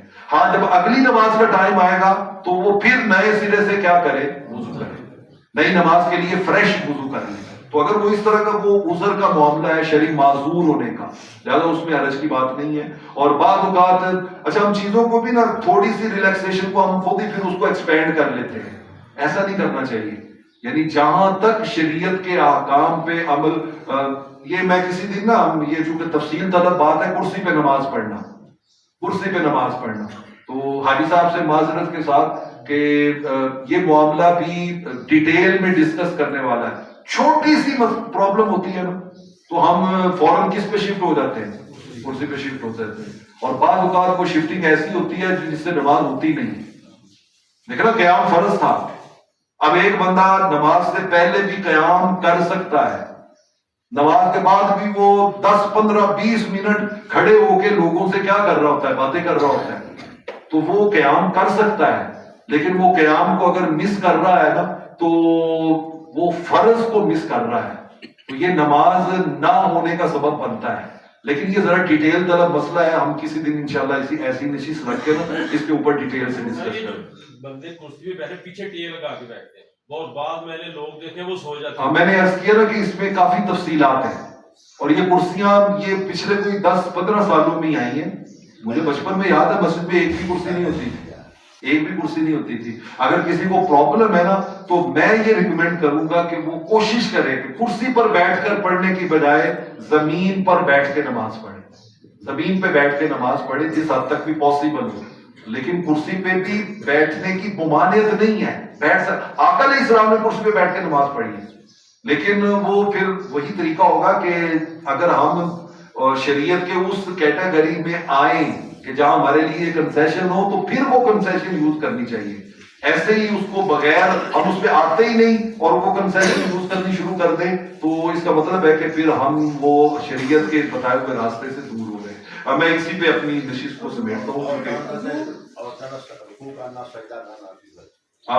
بھائی صاحب نے سوال کیا کہ عورتوں کا رکوع اور سجدہ کرنا، عورتوں کی اور مردوں کی نماز میں بہت سے فرق ہے، بہت سے فرق ہے. مطلب آپ اسی سے اندازہ کر رہے ہیں کہ عورت اور مرد کی تخلیق اللہ نے ایک جیسی نہیں کی ہے. ان کی تخلیق میں کتنے فرق رکھے ہیں، صلاحیتوں میں کتنے فرق رکھے ہیں، ان کی ذمہ داریوں میں اللہ نے کتنے فرق رکھے ہیں. یعنی وہ عورت کے مسائل جو ہیں وہ مرد سے ٹوٹل ڈیفرنٹ ہے. نماز میں بھی اسی طرح مرد اور عورت کی نماز میں کئی اعتبار سے فرق ہے. میں 2-3 باتیں عرض کرتا ہوں کہ ہم ہاتھ اٹھائیں گے تکبیر تحریمہ کے لیے کانوں کی لو تک، اور عورت ہاتھ اٹھائے گی اپنے کندھوں تک، ٹھیک ہے، وہ اوپر ہاتھ نہیں کرے گی، وہ اپنے مطلب عورت کی نماز کے اندر شریعت نے ایک بات رکھی ہے کہ جتنا میکسیمم سمٹ کر اپنے آپ کو سکیڑ کر جتنا وہ نماز پڑھے. دیکھنا آپ کے لیے افضل نماز کون سی ہے تو مسجد میں آ کے پڑھے، اور آقا نے فرمایا عورت کے لیے افضل نماز وہ ہے جو وہاں پڑھے جہاں اسے کوئی نہ دیکھ رہا ہو. دیکھنا کتنا بڑا فرق ہے کہ مرد کے لیے افضل نماز وہ ہے کہ جو وہ مسجد میں با جماعت آ کے پڑھے، اور عورت کے لیے افضل نماز کون سی ہے کہ وہ گھر کے سین میں بھی نہ پڑھے، گھر کے کامن روم میں بھی نہ پڑھے، بلکہ اپنے پرائیویٹ روم میں کہ جہاں اسے نماز پڑھتے ہوئے کوئی اور نہ باپ دیکھ سکے، نہ بیٹا دیکھ سکے، نہ بھائی دیکھ سکے، وہ بالکل خلوت میں نماز، وہ اس کے لیے سب سے افضل ترین نماز ہے. تو اس میں جتنا سمٹ کر سکڑ کر معاملات میں. اسی طرح سجدہ کرنا ہے تو مرد اور عورت کے سجدے میں زمین آسمان کا فرق ہے. مرد جو ہے وہ سجدہ کرتا ہے تو اس کے یہ دونوں پہلو بھی جدا ہوتے ہیں، بازو ساتھ نہیں لگے ہوتے. اس کے جو ہے وہ پیٹ بھی رانوں کے ساتھ نہیں لگا ہوتا, اس کی رانیں جو ہیں وہ پنڈلیوں کے ساتھ نہیں لگی ہوتی, بلکہ ڈسٹینس ہو تو پھر وہ سجدہ پراپر ہوتا ہے. لیکن عورت کے لیے اس میں بالکل الٹ ہے کہ اس کا پیٹ جو ہے وہ بھی اپنے رانوں کے ساتھ لگا ہوا ہو, ٹانگیں بھی اس کی اس طرح سکڑی ہوئی ہو, اور وہ بالکل اس طرح سجدہ کرے کہ جس سجدہ کرنے میں کسی قسم کی کوئی ایسا منظر نہ بنے کہ جو دیکھنے والے کے لیے فتنے کا سبب بن سکے. تو اس کی نماز میں عورت کی اور مرد کی نماز میں بہت زیادہ فرق ہے. چھوٹی شرٹ پہننے کی وجہ سے پیچھے کے زکات میں برکت کے اصل میں دوست نا ابھی 7 بج گئے تو چھوٹی شرٹ پہننے کی وجہ سے کمر نظر آتی ہے اکثر لڑکوں کی. کیا بیٹے کمر نظر آتی ہے پیچھے اکثر لڑکوں کی. بھائی نے کہا کہ شرٹ جو ہے وہ بعض بچوں نے شارٹ پہنی ہوتی ہے اور جس کی وجہ سے پیچھے سے جب وہ سجدے میں جاتے ہیں تو ان کی پشت نظر آتی ہے. یہ غلط ہے. انسان کا جسم کو ڈھانپنا یہ نماز کی بنیادی شرائط میں سے ہے, ستر عورت. اور اگر خدا نخواستہ آپ کے دیکھنا مرد کا جو سطر ہے نا وہ ہے ناف سے لے کر گھٹنوں کے نیچے تک, اتنے یعنی گھٹنوں کے یہ نیچے سے لے کر ناف تک پورے اس کے سرکل میں کوئی حصہ بھی اگر ظاہر ہوتا ہے تو اس کی نماز نہیں ہوتی. تو بعض اوقات جب آپ سجدے میں بچے جاتے ہیں تو وہ پینٹ نیچے بہت زیادہ پہنی ہوتی ہے, شرٹ جو ہے وہ بڑی شارٹ ہوتی ہے, تو بعض اوقات وہ انسان کے وہ حصے ظاہر ہو جاتے ہیں کہ جو آپ کی نماز کو ٹوٹل ویسے ہی باطل کر دیتے ہیں. لہذا اس سلسلے میں بچوں کو احتیاط کرنی چاہیے. بے شک اوپر شرٹ چھوٹی پہنی ہے لیکن نیچے بنیاد جو ہے وہ بڑی پہن لے, وہ بڑی پہن لے یا شرٹ ہی بڑی پہنے. جب اللہ اس کے رسول کی بات, میں نے کہا نا کہ اس میں آپ جتنا آداب کا خیال رکھیں گے نا, جتنا آداب, پینٹ پہن کر نماز پڑھنے میں, ٹراؤزر پہن کر پڑھنے میں, شرٹ پہن کر ہاف بازو والی شرٹ, سلیو لیس شرٹ پڑھنے سے نماز ہو جاتی ہے. لیکن آپ وہ لیول نہیں پاتے جو لیول آپ سے شریعت چاہتی ہے. جو شریعت آپ سے چاہتی ہے نا وہ لیول آپ کو نصیب نہیں ہوتا. بعض دوستوں نے بچوں نے پینٹیں وہ اتنی ٹائٹ پہنی ہوتی ہیں کہ وہ جب سجدے میں جاتے ہیں تو جیسے عورت کی وجہ سے فتنے پیدا ہوتے ہیں, ان کی وجہ سے فتنے پیدا ہونے کا اندیشہ ہوتا ہے کہ ایک بچہ جو ہے وہ بے ریش ہے, اس کی داڑھی بھی نہیں ہے اور اس نے وہ اوپر سے لباس بھی ایسا پہنا ہوا ہے, تو شیطان ہے نا وہ انسان کو فوری طور پہ کسی نہ کسی سوچ اور وسوسے میں ڈالتا ہے. تو آپ دوسروں کی نماز میں اگر فتنہ ڈالنے کا سبب بن رہے ہیں تو آپ اللہ کے گھر میں آ کے خیر حاصل کرنے کی بجائے شر کما کے جا رہے ہیں. تو لہذا اس معاملے میں کوشش کرنی چاہیے کہ لباس بھی وہ ہو جو اللہ اور اس کے رسول کی بارگاہ میں پسندیدہ ہے. میرا سوال ہے مسلمانوں کے لیے, حی علی الصلاۃ, حی علی الفلاح, اکثر مومن جو ہے وہ فلاح ہی پڑھتے ہیں, اس کا ترجمہ چینج ہو جاتا ہے حی علی الصلاۃ. وہ کیا پڑھتے ہیں؟ حی علی الصلاۃ پڑھتے ہیں. ہاں حی علی الصلاۃ, ہاں جی, وہ لفظ ہے, تو یہ فلاح پڑھتے ہیں. اکثریت میں دیکھی فلاح پڑھتے ہیں. اچھا نہیں, فلاح بھی تو ہے نا بیچ میں. وہ حی علی الفلاح ہے. ہاں جی, حی علی الصلاۃ کی جگہ حی علی الفلاح پڑھتے ہیں. نہیں ایسا ہاں نہیں, اکثر دوست تو ٹھیک ہی پڑھتے ہیں. اگر ایسا ہے مطلب جیسے آپ کہہ رہے ہیں نا, اگر ایسا ہے تو غلط ہے, ایسے نہیں ہونا چاہیے, ایسا نہیں ہونا چاہیے. بہت جگہ سے سنے ہیں. نہیں میں تھوڑی گل بالکل ٹھیک ہے, میں اتفاق کرتا ہوں.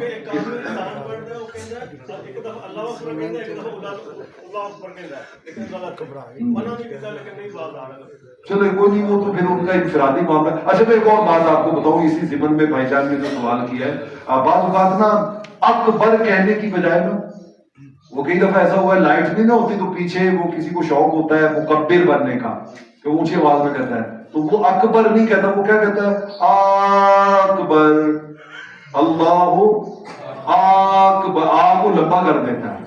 یہ لمبا کرنا یہ آپ کی نماز کو باطل کر دیتا ہے, مطلب اس سے بالکل ہی معنی بدل جاتے ہیں. تو یہ صحیح تلفظ سے قرآن پڑھنا یا تکبیرات پڑھنا یہ بھی بہت ضروری ہے سیکھنا, کہ اللہ اکبر ہے تو پھر ہمیں کیا کہنا چاہیے, اکبر ہی کہنا چاہیے, یا اللہ ہے تو اسے اللہ نہیں کہنا چاہیے. تو لہذا جو تلفظ کسی لفظ کا بنتا ہے وہی کہنا چاہیے. سر جی ایک شخص نے 50 لاکھ کا پلاٹ خریدا ہے بیچنے کے لیے, भाई साहब ये ना इंफरादी मसला ना मुझसे बाद में पूछेगा, आप दुआ करते हैं। तो इंशाल्लाह मैं एक और नशीस रखूंगा, हम ज़कात के वाले से नशीस रख लेंगे, बाकी इंडिविजुअली आप मुझे व्हाट्सएप पे मैसेज करें, मैं इंशाल्लाह कोशिश करता हूँ हर एक का जवाब देने की। तो आज हमने नमाज के हवाले से कुछ जरूरी बातें जो है उनका अहाता करने की कोशिश की है। कोशिश करें कि ये बातें हमारे तक न रहे, बल्कि हमें इसे आगे दोस्तों के साथ भी क्या करना चाहिए, शेयर करना चाहिए। जी आपने क्वेश्चन किया था कि अगर शरई गुजर ना हो और इमाम के पीछे नमाज में टूट जाए तो उसके लिए क्या दोबारा नमाज पढ़नी पड़ेगी? साफ भी ना छोड़ सकते हो? नहीं, सब बेशक आप जहां मर्जी हो, उसका तरीका ही होता है कि आप अपना हाथ नाक पे रखें और वहां से निकले। आपका नाक पे हाथ रखना इस चीज की अलामत होगी, सारे समझ जाएंगे कि इसका वुजू, ये वुजू के लिए जा रहा है। और वो जो पीछे सफों वाले हैं वो उसको गुजरने का क्या दे, रास्ता दे, वो उसके लिए थोड़ी सी कुशादगी पैदा करें ताकि वो इजीली गुजर जाए। वो फौरन बेवुजू एक भी रुकन अदा नहीं करना चाहिए। फौरी तौर पे आप जाएं, वुजू करके आके फिर नमाज के साथ दोबारा शामिल हो जाएं। और अगर आपके वुजू करने के दौरान नमाज जो है वो गुजर गई है तो बाद में अपनी पढ़ें। अगर इमाम का वजू खत्म हो गया तो उसके लिए इमाम का अगर वुजू खत्म हो गया तो ये भी बहुत अच्छा कादरी साहब ने बात पूछी है। तो वो भी मुसल्ला छोड़ के जब पीछे हटेगा ना, तो पीछे जो मुअज्जिन है या कोई ऐसा आदमी जो पक्का नमाजी है जिसे वो नमाज के मसाइल का पता है, वो समझ जाए कि हमारे इमाम साहब का वुजू जो है वो कायम नहीं रहा, वो वुजू के लिए जा रहे हैं, वो पीछे मुसल्ला छोड़ के होगा तो पीछे सफ से कोई एक बंदा जो है, जो साहिब इल्म हो या वो पक्का नमाजी हो या वो मुअज्जिन हो, वो फौरी तौर पे मुसल्ले की तरफ चला जाए और जहां से नमाज चल रही थी वहीं से नमाज जारी रहेगी। और वो जाके बस वुजू करके दोबारा आके वो नमाज में, अब वो रिप्लेस आके दोबारा नहीं कहेगा कि छठ मेरा मुसल्ला दूध में देखो हो गया, मतलब वो आके अब पीछे साथ में शामिल हो जाएगा और उस नमाज को जो मुअज्जिन है वो या जो आदमी मुसल्ले पे गया, इसको खलीफा कहते हैं कि वो मुसल्ला छोड़े और उसकी जगह उसका कोई क्या बन जाए, खलीफा बन जाए, वो मुसल्ले पे आ जाए और नमाज को मुकम्मल करवा दे, उसमें कोई हर्ज की बात नहीं। आमीन। बिस्मिल्लाहिर्रहमानिर्रहीम। अल्लाहुम्मा सल्लि अला सय्यिदिना व मौलाना मुहम्मद व अला आलिहि व सहबिहि व बारिक व सल्लिम अलैहि। अल्लाहुम्मा लकल हम्दु कुल्लु, अल्लाहुम्मा लकश शुक्र कुल्लु। ऐ मालिक कौनैन, तेरी रजा के लिए तेरे ये बंदे तेरे हुजूर की हाजिरी के आदाब सीखते रहे। परवरदिगार आलम, इनके ज़हनों को, इनके दिलों को अपने दीन की तालीमात के लिए शरअ सद्र की दौलत अता फरमा, ज़हनों को कुशादगी अता फरमा, हमें अपनी बंदगी अपने महबूब अलैहिस्सलाम के बताए हुए तरीके पे, सुन्नत पे अमल पैरा होते हुए करने की तौफीक अता फरमा। ऐ अल्लाह, हमारी जितनी भी गलतियां हमसे माजी में होती रही उनकी मुआफ़ी अता फरमा। आने वाली जिंदगी में हमेशा नमाज अपने हुजूर के शायान शान अदा करने की तौफीक अता फरमा। हमारे घरों से नहूसतें दूर फरमा, जिंदगियों से नहूसतें दूर फरमा और अपनी रहमतों बरकतों से फैज़याब फरमा। ऐ अल्लाह, बीमारों को शिफा अता फरमा। ऐ रब्बे दो आलम, तेरे महबूब अलैहिस्सलातु वस्सलाम मजलिस इल्म में जलवा फरोज हुए थे, मालिक कौनैन उनकी इस सुन्नत पे अमल करते हुए हमने ये मजलिस इल्म बपा की और बेटों ने, भाइयों ने, बुजुर्गों ने अपनी नींद को भुलाकर तेरे दीन को सीखने का शरफ हासिल किया। अल्लाह, इसके सदके हमें आखिरी सांस में कलिमा तय्यबा नसीब फरमा। सल्लल्लाहु तआला अला खैरि खल्क़िही मुहम्मद व आलिहि व सहबिही अजमईन। बहुत शुक्रिया सब दोस्तों का, जज़ाकल्लाह।